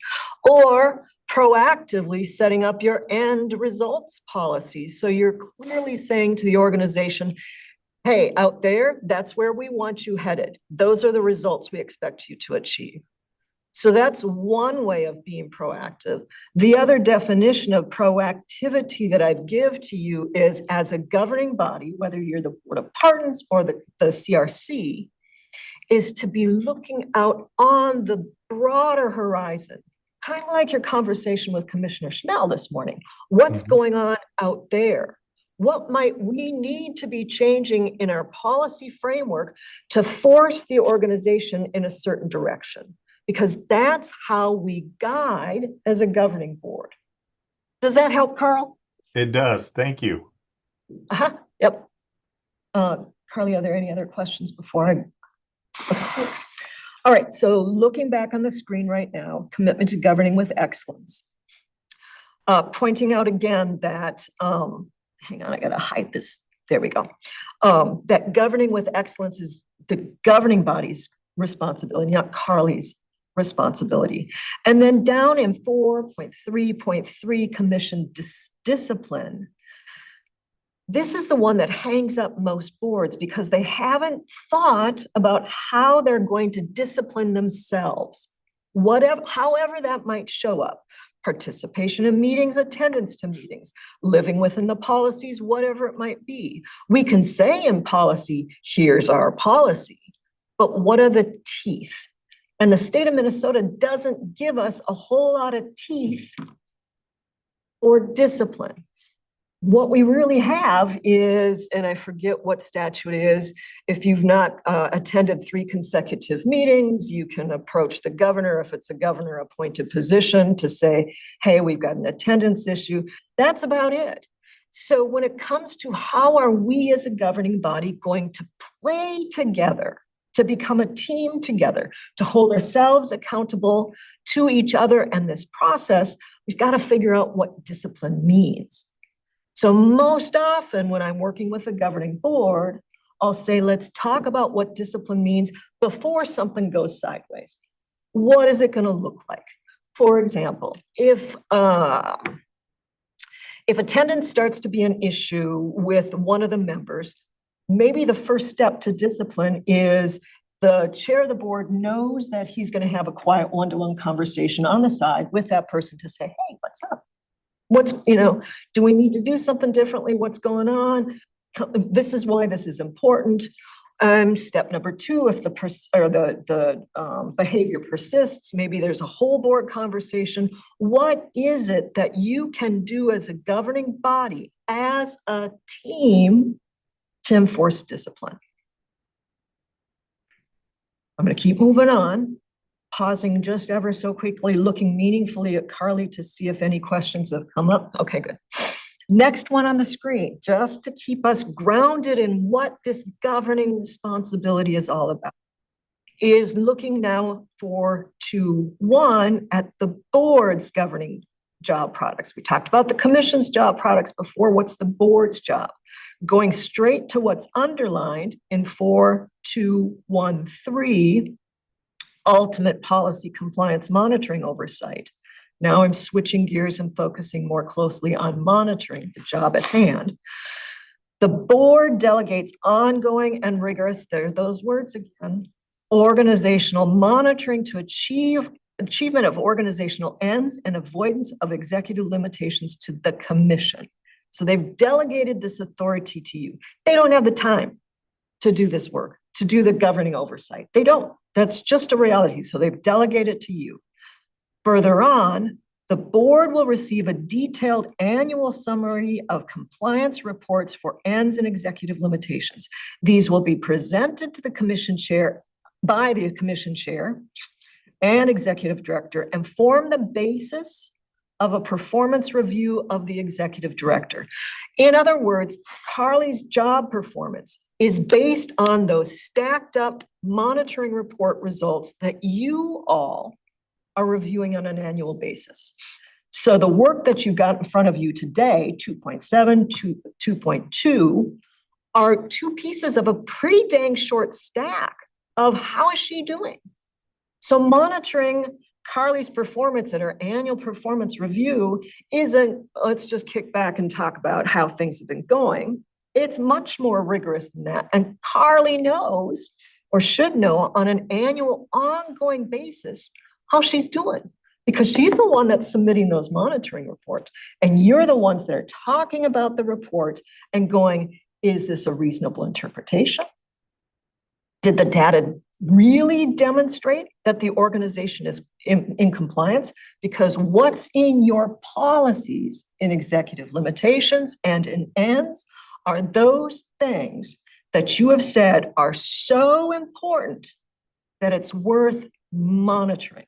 It's worth Carly taking the time to put together sometimes very complicated reports and your time assessing compliance.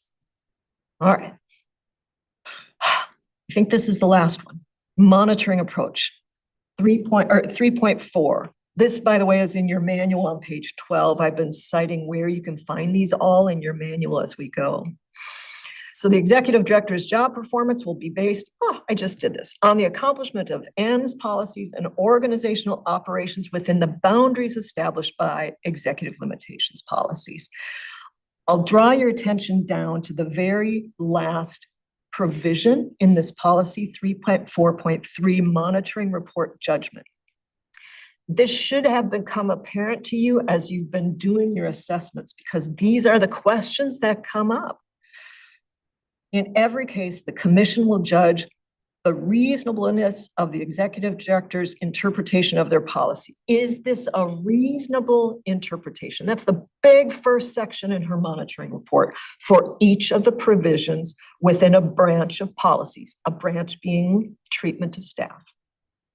And secondly, when you get down to the data section, did the data demonstrate compliance with that interpretation? So ultimately, commission members, you're asking just 2 questions. Was the operational interpretation reasonable? And did the data show that we're in compliance?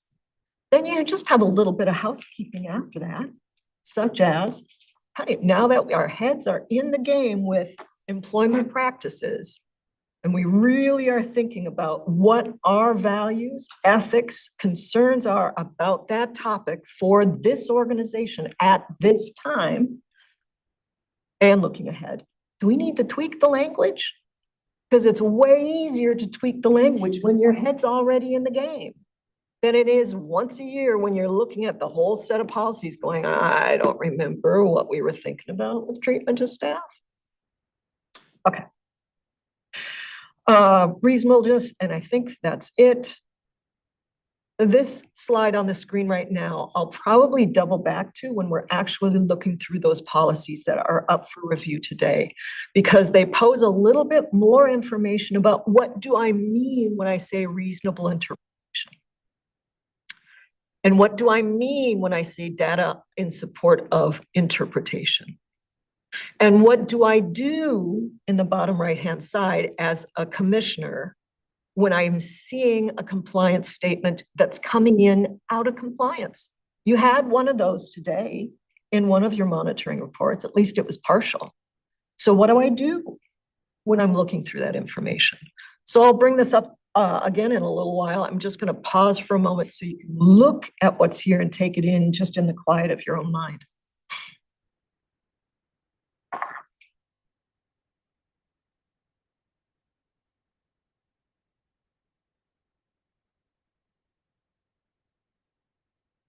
All right. So the next conversation, perhaps a more delicate conversation that we have, is really going to get us to two questions. The first question that I ultimately want to end up with you is to be able to have a conversation about what's preventing members from completing their assessments, because the rates are not where they really should be if we're going to be doing this with integrity. And the second question is, what must commission members do to improve individual and collective performance? So what's preventing it, and what do you want to do about it? Because we know from the policies that I was just highlighting that it's not Carly's job, it's your collective job.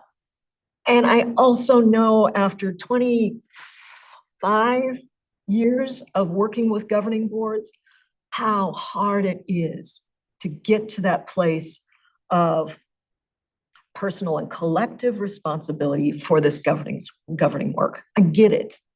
Doesn't mean we get to get off the hook for it. I'm just saying I get it. So let's just have the conversation about what needs to maybe be tweaked in the process, if something needs to be tweaked, and then how do you want to make that tweak happen? Okay. So observations. This is now, I think, different. I think it's 5, just as of yesterday, Carly. 5 of the 9 members completed their assessment for 2.2 and 2.7. Carly sent the reports early because holidays. Looking back from September to see, like, is there a trend line here? 5 of the 9 completed assessments in September. So it's not, I mean, it should be sitting at 100% unless something really wonky happens. I also looked at the average length of time, because you can track that in the electronic survey, and I wasn't quite sure how to read that. So it was about 4 minutes, 45 seconds on average, for 2.7 employment practices, 5.49 seconds or minutes for treatment of staff. I don't know how people are doing that, but when I go through and do it, I'm taking more time. So either you're approaching the use of the survey different, or maybe you're not digging in there and really rooting around and absorbing what's there and making some critical assessments. I don't know. It's just a data point. And then finally, I did notice that there were some errors in monitoring basics that I'm hoping to catch and instill with you when we're walking through those 2 policies. So those are some basic observations. And so when it gets to the first question, what is preventing members from completing their assignments? This is just my brainstorm list of, like, what could it be? And where I'd like to open up conversation with all of you to say, well, let's talk and see what's going on. And Carly, do you have somebody that's got their hand up there? No, I was just gonna say, I think for the discussion part, we might want to bring the PowerPoint down. So that we Yeah. can see. Absolutely. I'll just give it one more second so that, excuse me, you can just get those possibilities in mind. And that's, I mean, maybe it's something else on this list, that's not on this list. I don't know. Okay. And there. Okay. What are you thinking? Zach? Yeah, I guess I think that we can all agree that having less than 50% participation by the deadline is not acceptable for a governance structure and a governing body to be managing an organization. I know that we all have lives outside of here and we're all busy and we all got things going on. I'm just curious of what is it that we need to do to ensure that we're all on the same page and doing the work that we're tasked with doing? Do we need to just carve out a day and do this all together as a classroom type of deal? Because the two opportunities that we've had to do them as a homework assignment, we've not had full participation from the commission. Nadine has her hand raised, or Commissioner Graves, sorry. Good morning, everyone. First, I apologize for my delay in getting my camera on. It's been quite a morning here. As for me, I'm a habitual offender here. I was late on submitting the response this time. I just didn't put it on my personal calendar. I have the state, I have my work, I have this one, and so there's just multiple calendars. So I think if there's I need to look into the state one more often, so that I could have that. And I think that was it. Just with the holidays, excuse me, and I wasn't doing well. I just missed putting it on my calendar. So that was me, and we'll do better moving forward. And if I can, so part of this is figuring out what the barriers are, and then figuring out if there are other ways for us to support and help address those. So I just want to make that clear, because we can have a conversation about how information is presented and if there's different ways to do it or other. And that was one of the things that I identified too, Nadine, is that had I not checked my state email and seen that recent reminder email from Carly, like saying, hey, this is due, I wouldn't have done it. So I've thought that a centralized communication would be something that we could look at, but that has its own challenges with Open meeting. the open meeting rule. Like, just I don't. It's tough when there's multiple. Like, I like you have a similar situation. I have my personal calendar. I've got the city calendar. I've got the state calendar, and none of them talk to each other. Right. And I'm not allowed to add the state's email onto my phone because I already am a state employee. So I'm having to like go incognito separately or be on the iPad to check it. So that's been my barrier. But when you announce it, I will just go ahead and start plugging it into my calendar so I don't have this issue moving forward. Okay, and we'll also talk. Okay, so we've identified multiple calendars, all of those, how information is presented, meaning state email versus other things. Commissioner Bad Harple, I see your hand is up as well. Thank you. And I don't want to spend too long on this because I basically am just agreeing the same issue, having multiple calendars and not being able, I'm not a state employee, but I still don't have the ability to sync on my phone for some reason. So I live by my calendar. If I don't get a notification, it's just, yeah. So part of it is, yes, it's on me. I should be checking my email more often. And just the reality of with so many emails and so many priorities, will that happen as often as it needs to? So that really is my main issue as well. So just joining the chorus. So like, as an example with this one, since it had such a long runway from the November meeting to January 5th is the deadline, was it, like, would it be better if we had a shorter window of time? Is that, because it's easy for it to fall out of, I mean, last time we met as a group was the first week of November, so we had almost like 65 days to do this. It Yeah. wasn't provided until December 19th, so Oh. it's,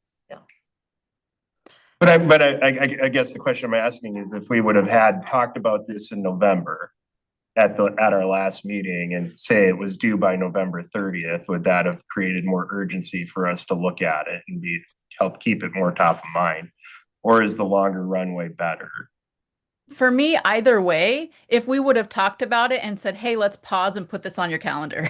Like, it seems so simple, but that would have made a huge difference for me. It's just, if it's not in front of me with so many competing priorities, sometimes things slip. So even just at the meeting saying, hey, here's the date, let's put them on the calendars, let's take a moment, would be helpful. Yeah, so for me, I agree with everything. It's just busy lives, a lot going on, middle of holiday, calendar issues. I do like the opportunity as well to come together as a group. I actually intentionally came in this morning because if I'm at work in the current climate that we're in, I don't know if I could have been as engaged with this process. So slotting out sometime where we can do a group activity may be helpful as well. So having a couple of different options to getting this done. So what I'm not hearing, though, is that there are issues with the tools themselves, such as the survey or the questionnaire online that we use to submit your information. So that's not something that needs to be corrected or added to. What I'm hearing Harry- is that we just need to put more emphasis on when it is and when it needs to happen. Mhm. Perry, go ahead. Yeah, and I mean, it feels like if it feels like a separate conversation to talk about the tool itself. I mean, I do have some questions about the tool, but I don't think that's an impediment to compliance.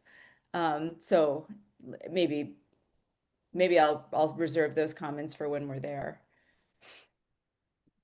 Yeah, and actually, that's great. One of the thoughts that I had for how to go about the review for 2.2 and 2.7 is to have folks that maybe hadn't had a chance to fill out the survey to actually get on the survey tool and walk through it. And that would give us an opportunity or the right time to say, this way it's set up doesn't work very well, which may be the nature of some of your concerns.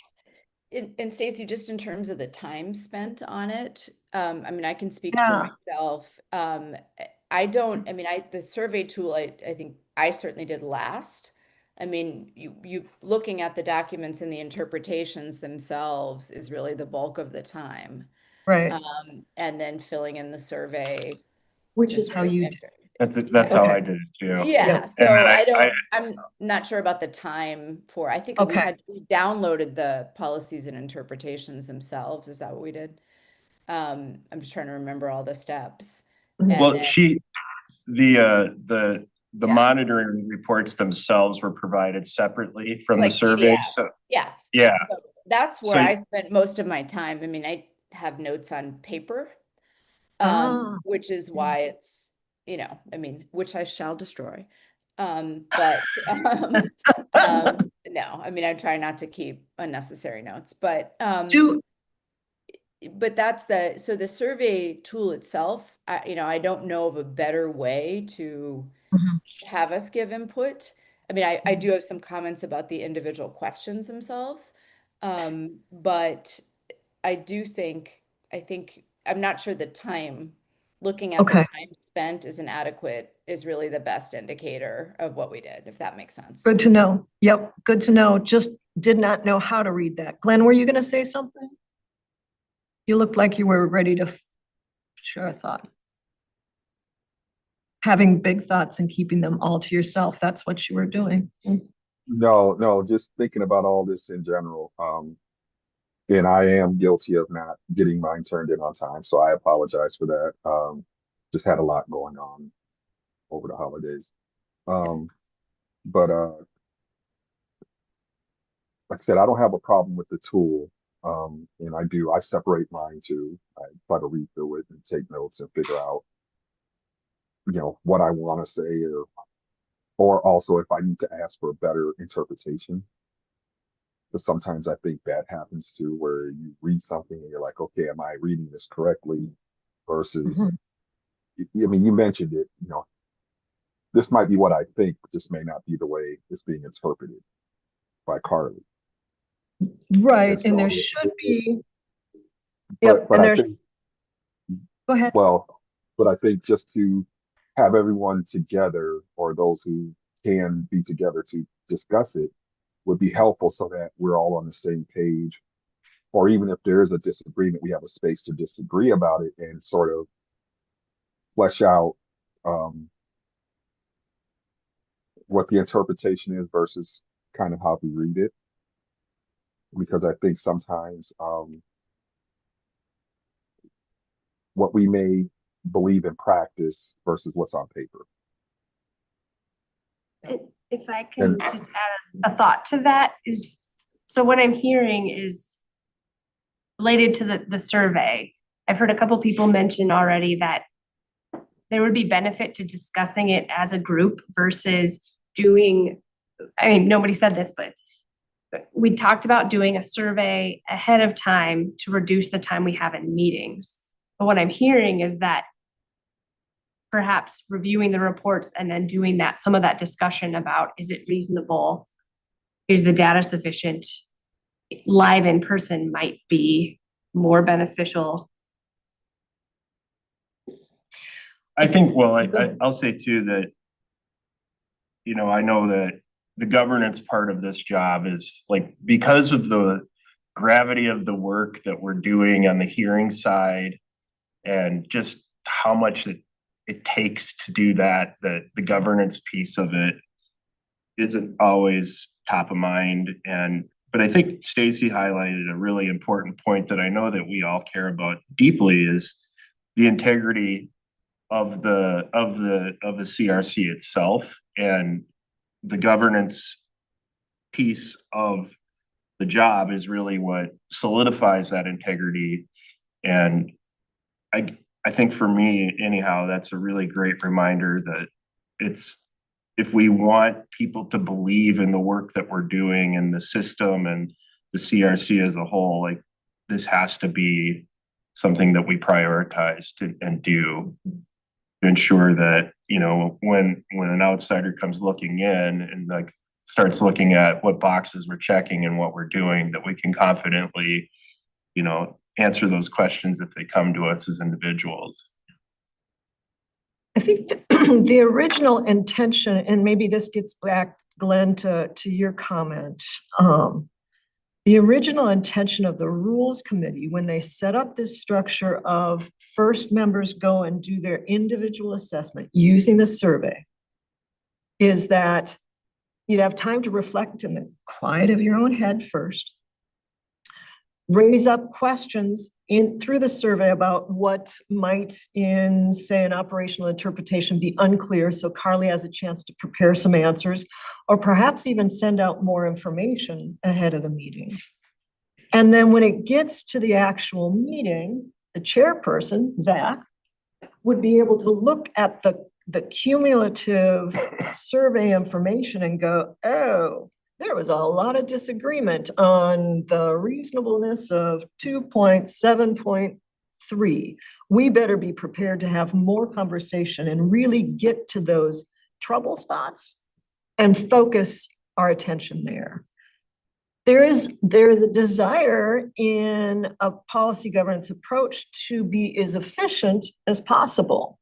Once a governing body gets very comfortable and competent in this assessment process, if a monitoring report came in reasonable, data demonstrated compliance, and nobody raised concerns worth discussion during the meeting, The labor saving or device is, Zach, you could go straight to, may I have a motion to accept this monitoring report as reasonable and demonstrating compliance? Yes, I will make that motion. Second, all in favor, boom, and you're done. But that depends on robust participation, integrity in the process, et cetera, et cetera.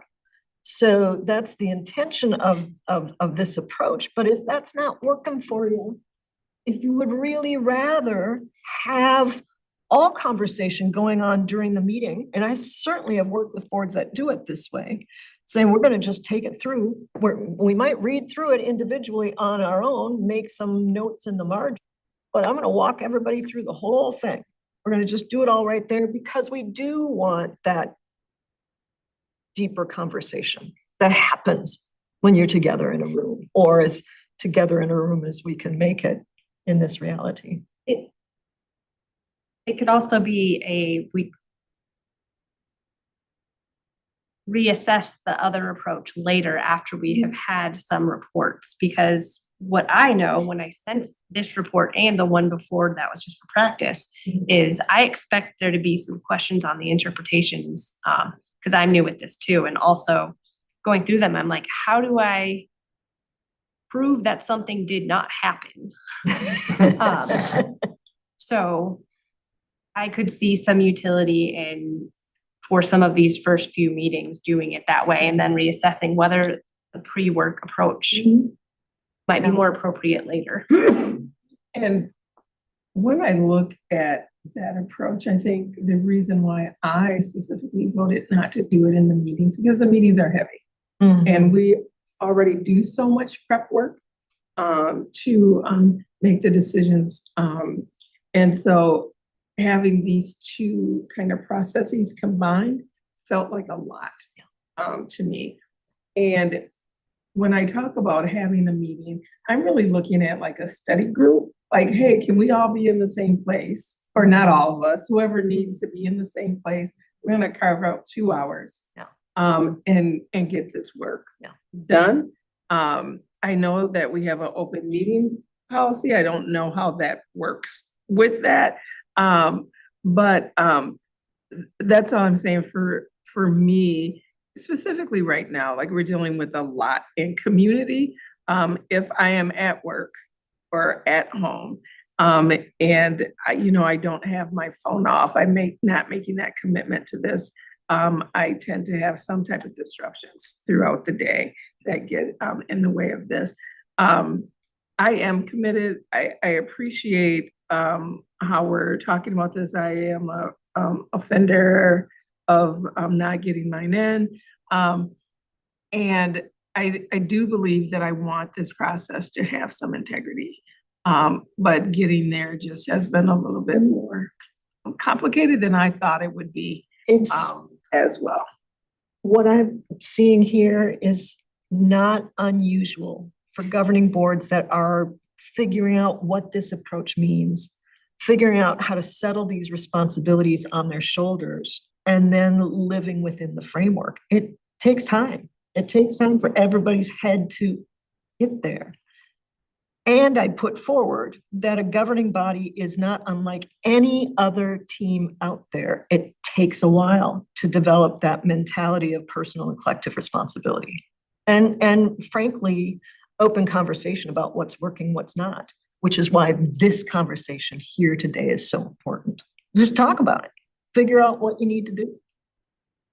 And one thing I'll know is when I'm saying do the work in a meeting, I don't mean the clemency meetings. I mean, like, we now have monthly meetings with specific ones dedicated to training and governance. So it would be one of these where we're not focused on hearings. Because I heard that loud and clear from everyone that mind shift is too much. And frankly, just an observation, what a gift meetings like this are, where you can set aside educational opportunity time, like the conversation that you had with the commissioner this morning, and time to really think about your governance responsibilities and act upon those governance responsibilities without what you were talking about before, the heavy weightiness of the work that you also have to fulfill. It's a lot. So is it all right then? No, I want to see if I'm catching this correctly based on the conversation. We need to figure out a way to get more clarity for people's calendars where you can put in your own markers or your own, like on your to-do lists, however you do it, so that those times when monitoring reports are going to come in and you've got a deadline to get them done are clearer, because you're dealing with multiple calendars for a whole host of reasons. You can't get them always to speak to each other, and I get why you don't want to do some of that stuff or can't do some of that stuff.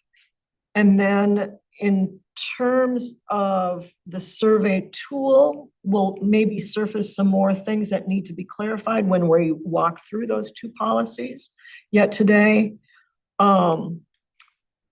But that and this is the piece that I'm foggiest on, that you're committed to having more conversation to unpack the monitoring reports during the meetings than what perhaps is currently outlined in terms of a process, i.e. going straight to the sticky points based on the surveys. Am I getting that right? I'm looking at my screen to see who's nodding or who's going or whatever. Go ahead. I think the interpretation that I was hearing or thought maybe is that if we're the next one of these that we have to review is that we're actually doing one of these meetings and doing that there. Doing the whole thing top to bottom. Yes. Is that what you were talking about? So we walk through the whole, go ahead, Carly. I was gonna say, the way I would envision it is everyone would review the reports ahead of time, like we do with the clemency things. I don't think we necessarily need to go through every section of the report of me saying, here's what it says, but we can start with the questions and just do it orally versus the survey. Just Yeah, posing like the come in questions. and were go there into the survey. yeah. With- Were there any questions about the interpretations? Were they reasonable? Does anyone have any questions about the data presented? Because you can go directly to those points that need clarification without going through the whole report. Because I do know, I trust that people are reading the reports before the meeting, even if the surveys weren't done. Okay. Does that sound good so far? Am I capturing it right? I got 2 thumbs up from Carl, so like, life is good. Okay. All right. So we've grounded ourselves in what your policies say in terms of governance rule and more specifically monitoring. We've talked through the sticky issue of what's keeping us from getting this work done and what are we going to do about it. Third thing up then is to look through those 2 monitoring reports. So in preparation for today's session, Zach and I talked, and I'm going to just pretend to I'll walk you through it. This is something that Zach would normally do. I'll walk you through it so he can focus in on just doing what all of you are going to be doing, and that's thinking about these monitoring reports, okay? So to do that, I want to we each have a task to do. First, I want you to open up your copy of 2.2 or grab your printed copy because Carly printed off some in the room. They should be at the top of your CRC inbox if you have that open, because There we go. sent it. And I want to share my screen one more time because there's a trick that I do when I'm assessing a monitoring report. And now, Carly, I'm gonna have to figure out how to share my stupid screen all over again. Why is it not doing it?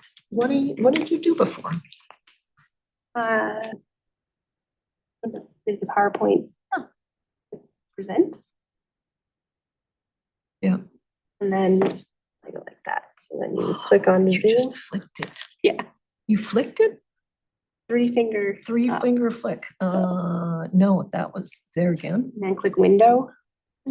and then the PowerPoint and share. Never gonna remember that. Just never gonna. Okay, so my trick when I'm assessing a monitoring report is first, I've got my monitoring report on one stack. If I'm gonna use an electric survey, I've got that somewhere else. But I start by reading through the policy at hand to begin with, top to bottom, to make sure I've got it in my head as a conceptual whole. So let's look at treatment of staff 2.2. This is all about treatment of staff. The global policy says, with respect to the treatment of staff, the executive director shall not cause or allow conditions that violate this big long thing, which governs respectful workplace behavior. So that's the broadest container of concerns. That's the biggest limitation we as a governing body can put on Carly. Don't violate what's in state statute, for heaven's sakes, right? The governing body could have stopped there. This governing body said we have more that we want to call out specifically. Employee grievance, retaliation, and performance evaluations. Somewhere along the line, folks, you said these are the things that are the most important. So even though ultimately we don't want to see any violations at all, these are the things that we're going to have some additional tracking on. So 221, employee grievance. I'm going to give you a quiet moment to just read that through.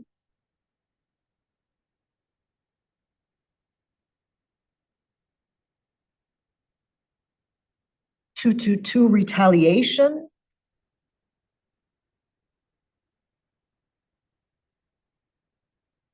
And 223 performance evaluations. Now, remember what I said earlier.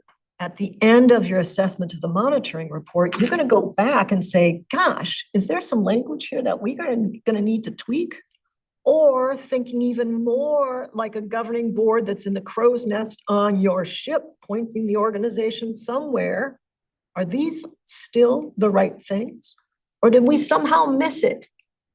Did we somehow realize that something's changed out there and there's something else that we need to be tracking in terms of treatment of staff? Because these are your policies that need to get approved by the Board of Pardons, but they're yours.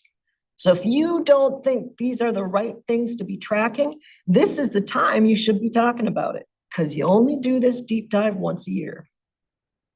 Okay? So now let's look over at 2.2 monitoring report submitted by Carly, your hard copy.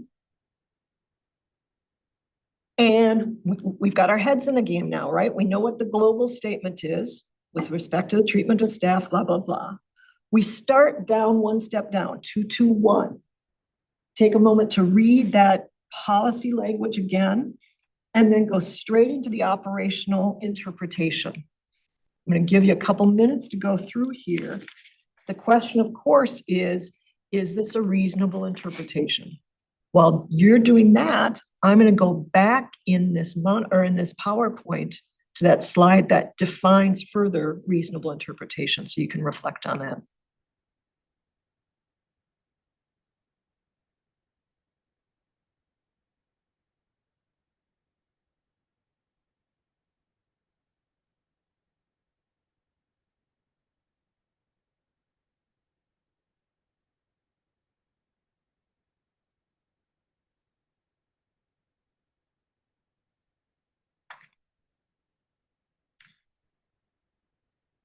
Carly, if I can count on you to just keep an eye on the members that are participating on the screen. They'll give you a little wave when they're done doing this reading.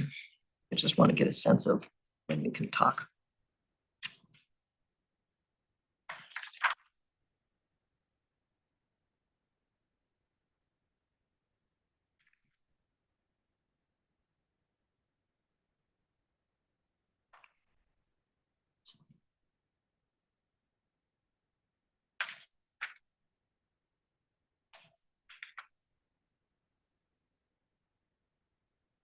So a reminder, commissioners, look at the left side of the screen that I'm sharing right now.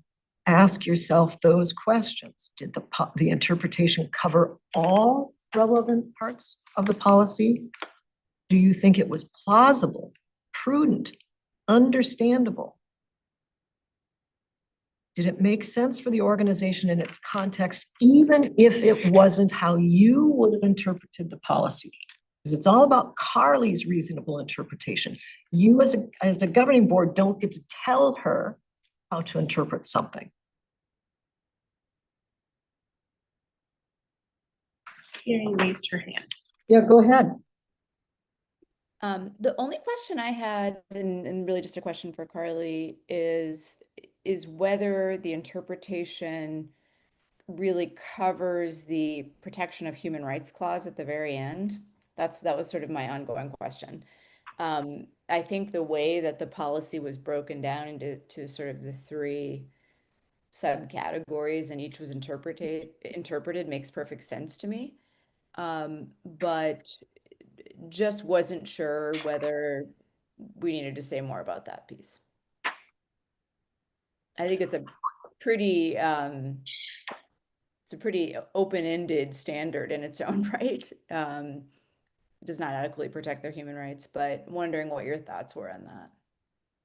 And I'm going to interject for just a minute because I'm going to go into coaching mode, heavy coaching mode right now. So take what I say with love. Watch how you're talking about who owns an interpretation. Do we need to change something in the interpretation, how we are interpreting it, as opposed to how Carly's interpreting, because she owns the interpretation, right? What I'm hearing from Commissioner Moriarty is that I did not touch on this adequately protect human rights in the interpretation, so more detail might be needed. She's saying. Or not, I just wanted to hear your thoughts. Yep. I think what you're keying in there on is that first bulleted question on the slide, right? Did the interpretation cover all relevant parts of the policy? So what you're lifting up is, I'm not sure if I'm seeing anything on adequately protect human rights. Yeah. Yep. I agree with everything except the most reasonable people statement. That challenges me.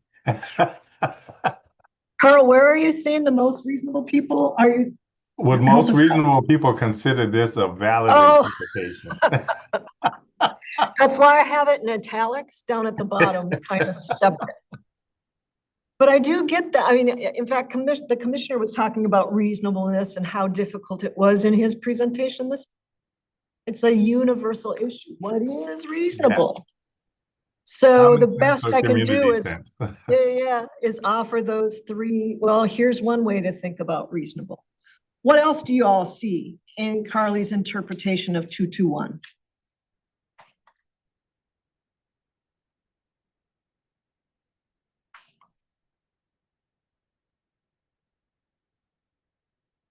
I guess for me, I felt like the interpretation that she provided covered the policy, because it's really, to me, this is providing access to HR and how to get to HR and kind of taking herself out of the equation if there isn't in fact a grievance.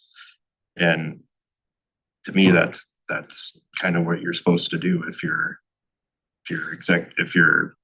running an organization, is provide a pathway for people to be able to file grievances without you being involved. And that's what the policy outlines to me. Which shows up then in the data, doesn't it? Correct. Yeah.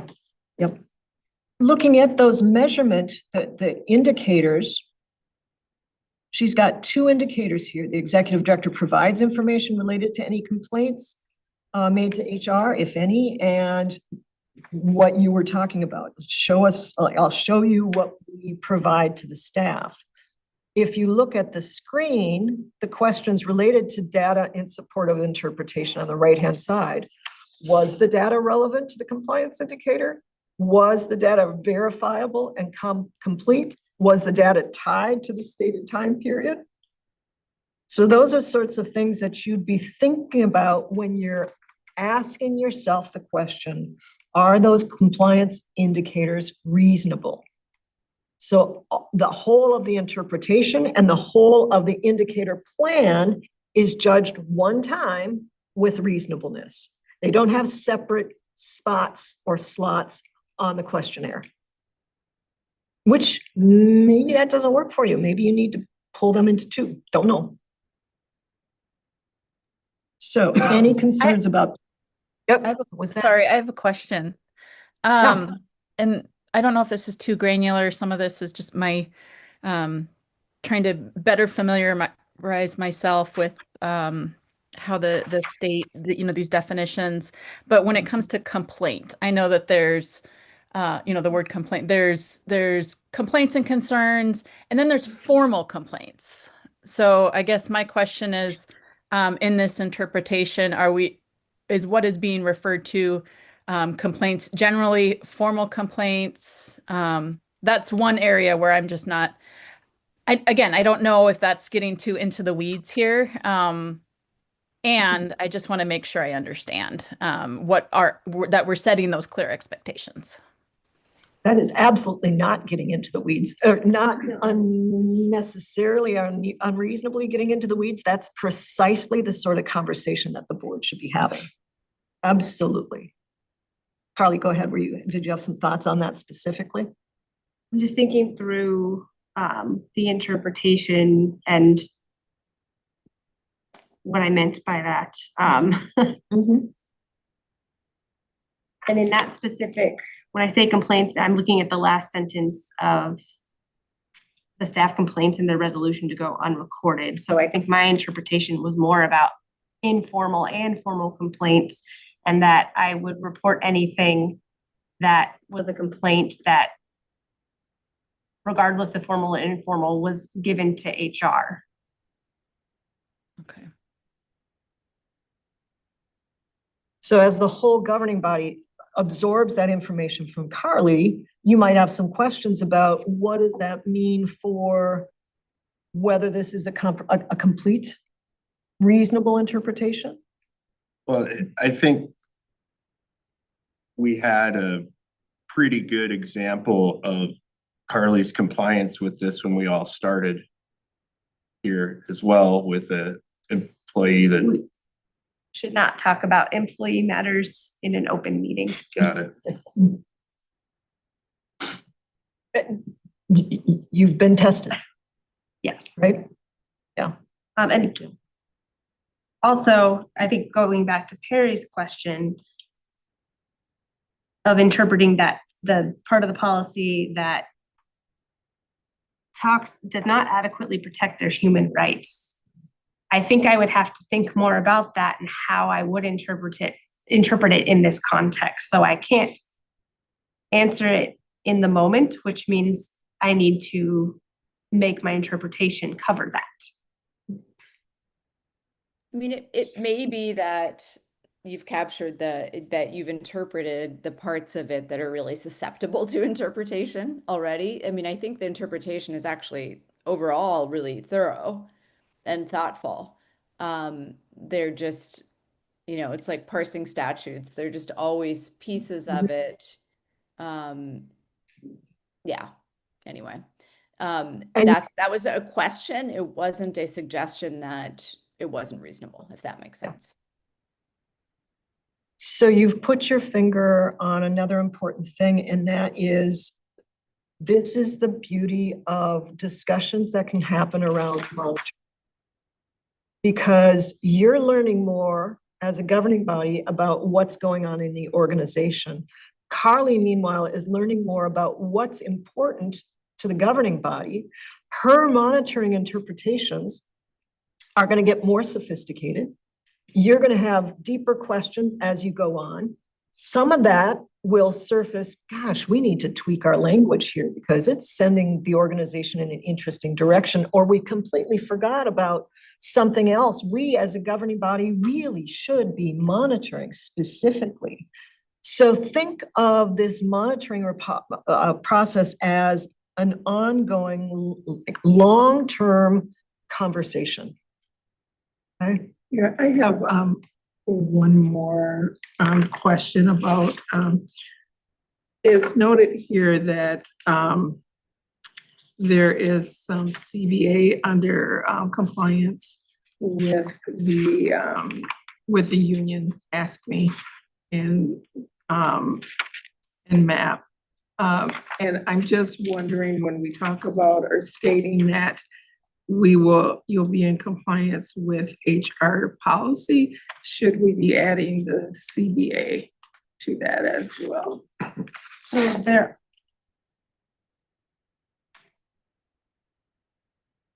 I think of how to say this. So I interpret it as state statute and state policies require us to follow the union agreement. So that is part of the state policies and procedures. Okay, so it doesn't need a specific call out. I think so, because if something was against a union contract, that is something that staff could report to HR, and then I interpret it as I would have to report that to the board that a complaint was made that we weren't following the union contract. Okay.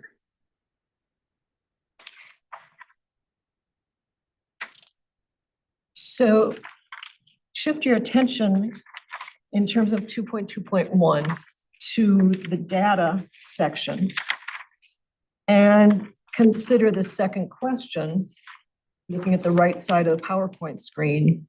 Did the data support the interpretation? 3 questions there. Was the data relevant to the compliance indicators? Was the data verifiable and complete?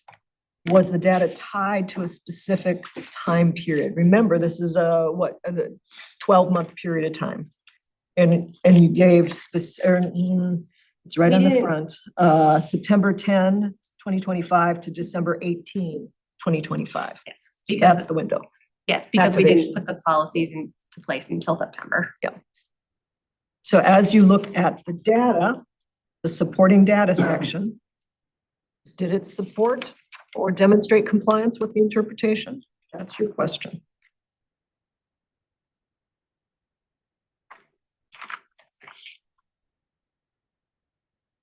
So can you give me the dates again? Because I'm seeing that this was Wednesday, May 22nd, 2024.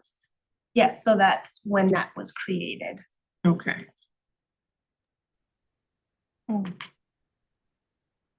page, the screenshot here. Yeah. Yeah.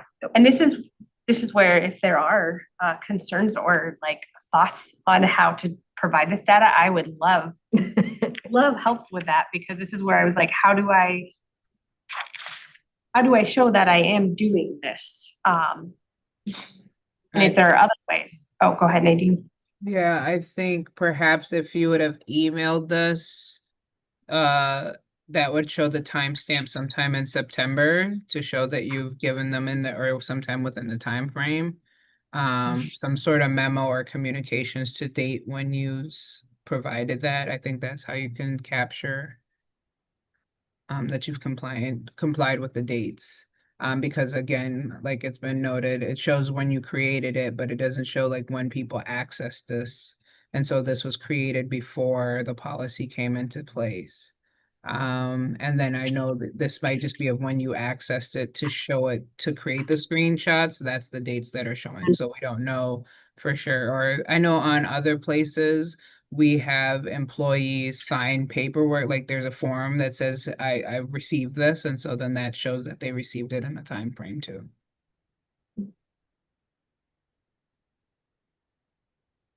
So are there any other thoughts about whether or not the data demonstrated compliance with the interpretation?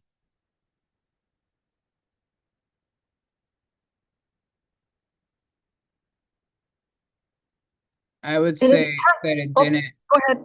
Yeah, I would say based on the issue with not being able to see the dates or to verify that they happened within this stated time period, I think it's not compliant. Mhm. And Yep. that would be different from what I answered initially. Yeah. And it's easy fix, really. The only thing I would caution the board on, and it's perfectly fine in these conversations for Carly to say, God dang it, how do I demonstrate compliance with with a negative? How am I going to do that? Or whatever else it might be on hand. You can suggest as much as you want, commission members, but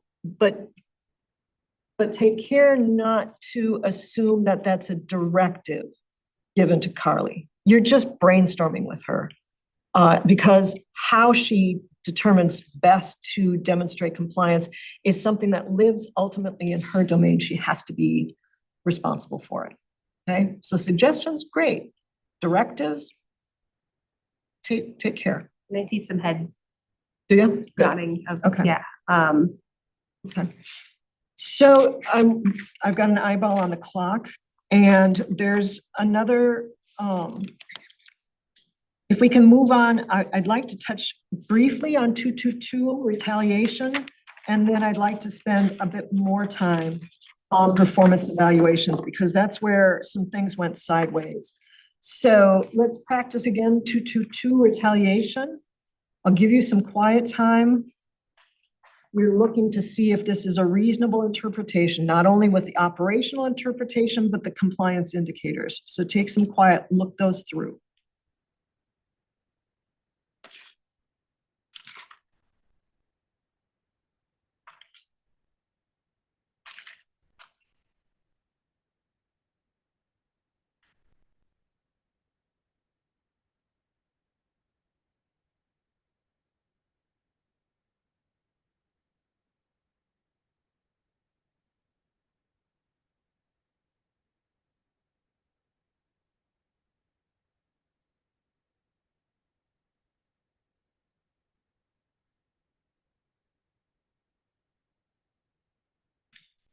Fifteen seconds.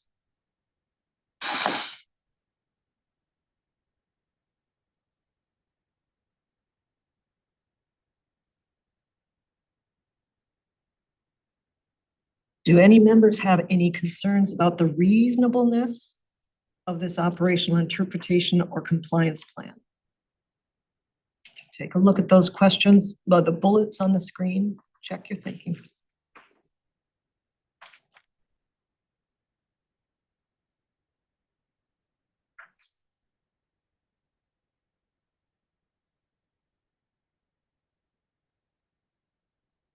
Hearing none, looking at the evidence and the data that's attached, does the data demonstrate compliance with 2.2.2 retaliation interpretation?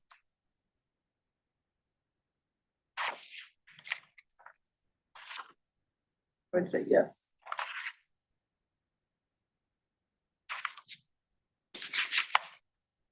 All right, let's move on then to 2.2.3 performance evaluation. Same question. Looking at the operational interpretation and the measurement plan, is this a reasonable interpretation of the governing body's policy on performance evaluations?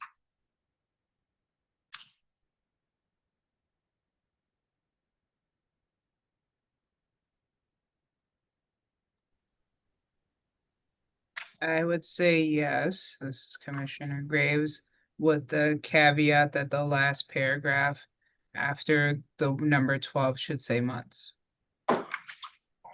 Or I suggest that it says months. Oh, organization for at least 12? Yes. Ah. Duly noted. Anybody else think about those questions on the screen right now? Did it cover all relevant parts? Plausible, prudent, understandable. Makes sense for the organization and its context, even if it wasn't how you would interpret it. Was that compliance indicator aligned logically with the interpretation?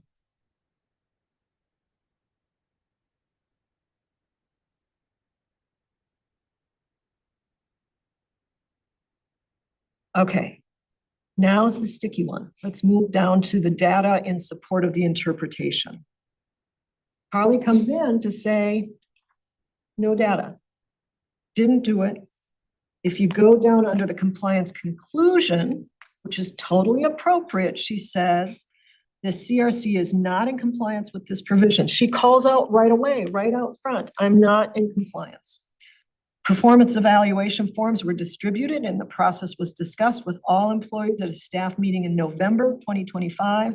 Due to the December Board of Pardons meeting, evaluations will be conducted in January of 2026. So she says she's out of compliance. When you did your survey, those that completed it though said,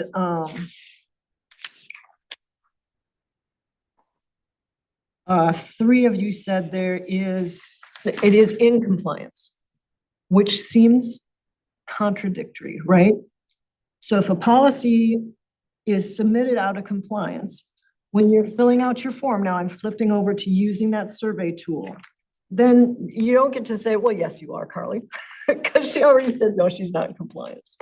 You simply accept and say no. So as I'm looking at the full summary report, there should be, in this case, with today's edition, I assume five members should have been saying no. I mean, it's just a matter of fact. It is what it is, not in compliance.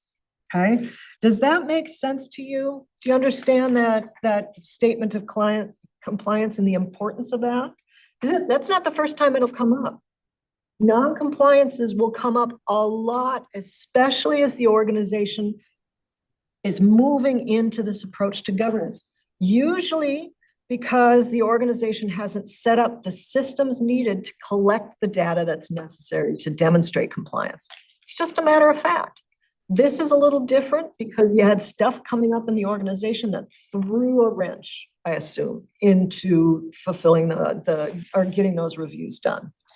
So the question for you as a governing body is. Commissioner Graves has a question. Go ahead. Yeah, so when I completed this, I at first said that she was in compliance because she followed the guidelines in demonstrating that she wasn't compliant.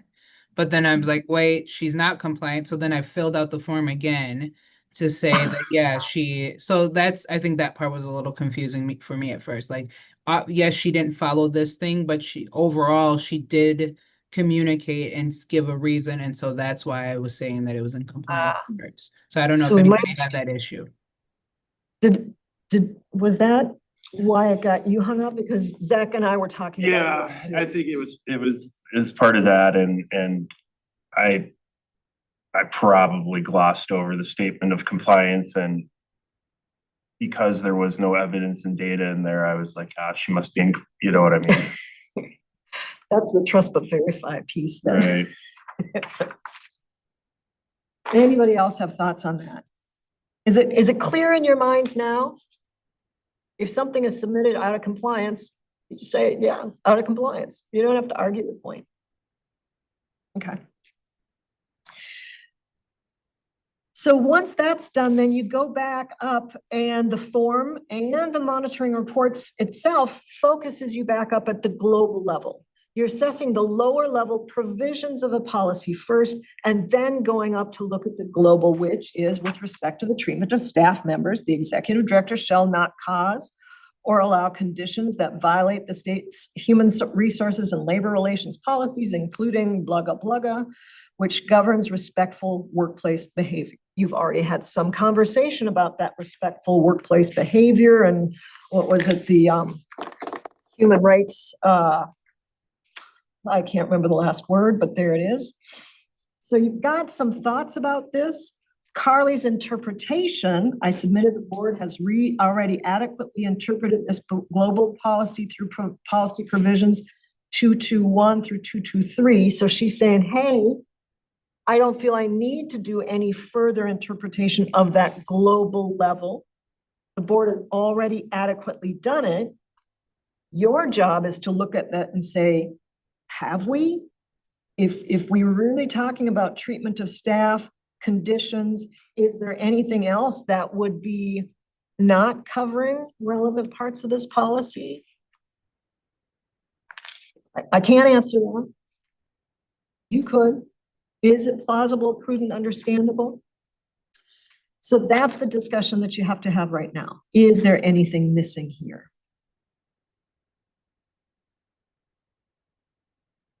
when you look at the global level, is there anything that's not covered that you think needs to be covered aside from the specifics of 221, 222, and 223 when it comes to treatment of fine staff?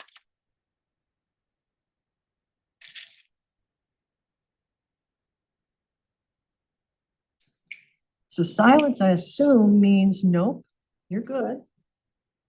So then the next question that Zach would be asking is, therefore, may I have a motion for how we should be accepting or rejecting this monitoring report?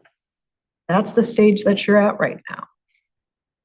So how would you do that? What kind of motion would you make? You look like you've got a question on your face. Well, with there being,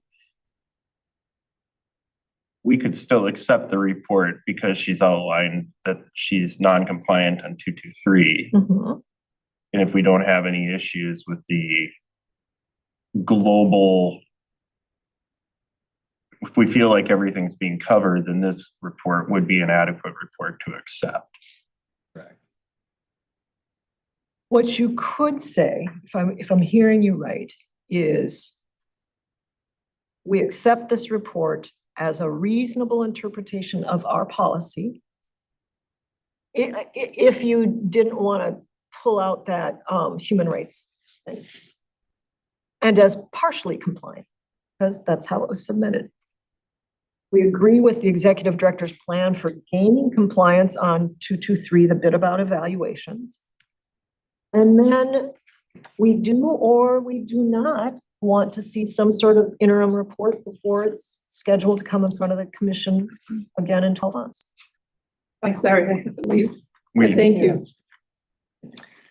So I'll read that possible language again, and then I'll turn it over to you because you do need to make an official. Somebody here would need to make an official Right, motion. but Right. you need to follow through on it. Yeah. So we accept this report as a reasonable interpretation of our policy and as partially compliant. We agree with the executive director's plan for gaining compliance with 223 quote unquote evaluations. And then either do or don't see a need to see an interim partial report to demonstrate compliance. I can't make that decision for all of you. You would need to make that. So that's the, I guess how a I motion would turn to Carly before we motion this. Assuming that you would want to demonstrate full compliance with this, the employee evaluations would need to be done, right? Yes. Yeah, and then would it be reasonable to ask for a follow-up showing that that has been done, or you would let us know when it is completed? Yes. Okay. And I don't want the board to, or the commission to forget that there was also a question on the data for the 2.2.2 or 2.2.1. I think it was Oh, 2.2.1 email because of the screenshot might have been- timestamps. yeah. Yes. Yeah. And that's the sort of thing, you know, these minor tweaks that the governing body is going to have to say, do we really need, I mean, is that splitting hairs? We've had this conversation together. Carly's starting to get a sense of what's important to the governing body. They're learning more from how Carly's thinking about things. Where is the line for the attention to detail that we really need to draw? Well, I think because there hasn't been any things submitted back from staff to HR that timestamp, I mean, there is a timestamp on the 12/18 at 5:29 here. I'm assuming that's when it was pulled over, but because we don't have any staff complaints about the work environment, I would, I think Carly's probably heard the discussion, and if she chooses to take away to get timestamp material later, that's fine, but because there hasn't been any complaints, I would advocate for compliance on that. You don't need to convince me, it's everybody else. I saw Commissioner Graves unmuted for a minute. I don't know if you still have a comment. No, I withdraw my comment. So is there any, Stacy's provided some motion language. Is there any other concerns that we have about this report, or would there be a motion to accept it with partial compliance, with Carly providing feedback down the road of full compliance after the employee reviews have been completed? I would make that motion. I'll second. Any further discussion on it? I just say that, appreciate everybody's dialogue and working through this and helping, and Stacy being here to help us better understand how to be a better governing body, and also appreciate the staff's work in putting this together and Carly's work that she's done. Would you like to call the roll? Yes, I would. Commissioner Burt. We're voting we're voting yes on the motion, or no to deny the motion. Thank you. That's what I was trying to make sure of. So yes. Commissioner Crawford. Yes. Commissioner Graves. Yes. Commissioner Moriarty. Yes. Commissioner Bad Hartful. Yes. Commissioner Lindstrom. Yes, motion passes to 6-0.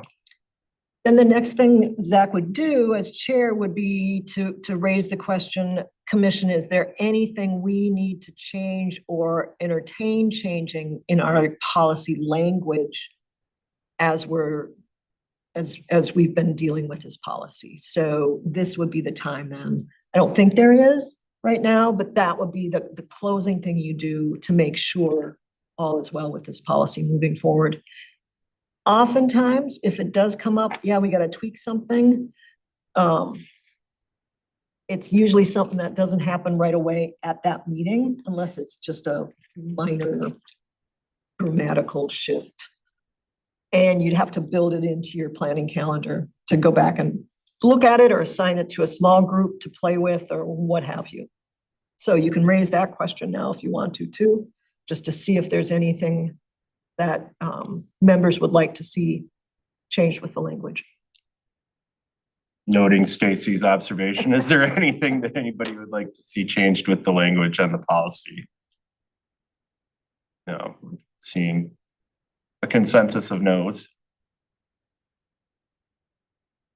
There we go. So Yes, Carly. we did have one other policy. I don't know if the data on that is sparse because as of the time of this report, we had not hired anyone. So we could go through it, or the board could, I think, continue or vote to continue it because we have a meeting in February for review as well. You've got now a majority of members that have reviewed 2.7, according to the survey. Unless something changed significantly since the last time I looked at, when there were 4 members that had looked at it, it came through as agreeing with compliance, reasonable interpretation of policy. You could safely, for now, move to accept the report as reasonable and that the data demonstrates compliance, unless you feel like you want to do a deeper dive at a later date. It's up to you. Mission with respect to 2.7,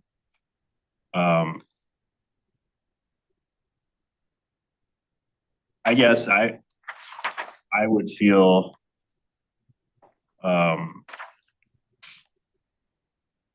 comfortable accepting the report as it's been submitted, just because there's nothing to take away into February because we haven't hired anybody. So moved, Commissioner Graves. Is there a second? Seconded, Commissioner Byrd. Anybody want to have any further discussion on that? Executive Director, would you please call the roll? Commissioner Crawford. Accept. Commissioner Graves. Accept. Commissioner Moriarty, Accept. Commissioner Bad Hartbull, Accept. Commissioner Burt, It's, Commissioner Lindstrom. Accept, motion passes 6-0. And with respect to this policy, though we haven't taken a deep dive into it, was there any language that stood out to any commission member that we would like to see changed? Seeing a consensus of no's again, so I think we're good on this one. There you go. Gone through 2. All right. I'm finished with everything I needed to do today. I think you all have a lot to consider and absorb working through this, but the questions that I was hearing through this process as you were assessing these reports were the right kind of questions. So you're moving along. Keep going. We're on our Keep way going. to being a better governing And body. Governing with excellence. That's what we're striving for, governing with excellence. All right. Thank you, everyone. Yeah. Good to see all of you. Thank you, Stacy. Mhm. So what we have left is executive director updates. I'm going to give some updates on statistics via email. I'm also working on making it into a visually, like a 1-pager. The next meeting is February 6th. I anticipate it will be from 9 to noon. I will provide these same reports 2 weeks before that meeting, not these same reports, the 2 reports that we will be reviewing in February. If you want to know what they are, it's on page 13 of the governance manual. There's a timetable. I think it will be on budget. And then there's one more thing. But the plan, I think, will be for everyone to review the reports, and then we will discuss them in the meeting like we did today. Carly, just a quick question. Am I, and I should know this, I know I should know this, but we're not hearing cases that day. Correct. We are not hearing cases in February. Do we We are- normally not hear in, I'm sorry, I just, for whatever reason, the sequence is throwing me off right now. No, that's a great question. So well, we've only had one other spring. Right, there's but that. yes, last year, my intent had been for every year to do February, March, April, May be hearings, Yeah. and then the ones in the fall. Yep. We changed that this year because of the fact that there's going to be a change in 2027. So we wanted to structure it to get things as much as we could finalized by December. And also as staff, we needed more time to start Yep, totally. those things. But So- what I will mention is we're doing March, April, and May will be Okay. hearings. In May, we are planning to do a lot of cases that are nonviolent crimes or do not have a direct victim, so that it's an easy turnaround for the board to get their second hearing requests by June. Got it. Okay. Thank you. Yeah, and we are hiring a paralegal that starts next week. So Oh, there that's may great. be we don't know how that will affect capacity. Right now the amount of work is more than we have capacity for, so it might just get us to where we are, can breathe a little bit.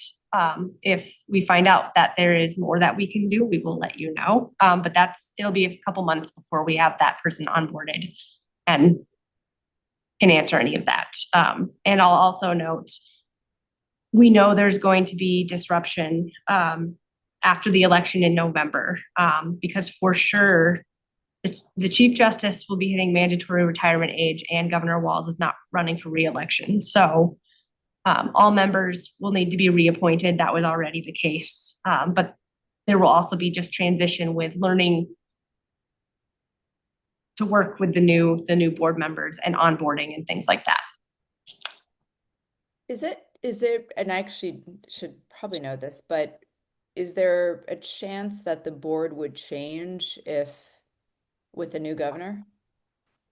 I mean, Change. As in, can the governor, can a new governor alter the existing appointments? Yes, everyone's term ends because it's concurrent with the governor. Okay. So even if it was the same board continuing, everybody would need to be reappointed. So there will probably be a reapplication process. Got it. Okay. Makes sense. Yes. All right, I see Carl signing off and I don't have anything else. I'll send some information via email. There's a board meeting on January 20th. Motion to So, adjourn. Stay safe. Thanks. So moved. Seconded. I guess we don't need one. I'll just adjourn us. We're adjourned. Thank you, Thank everyone.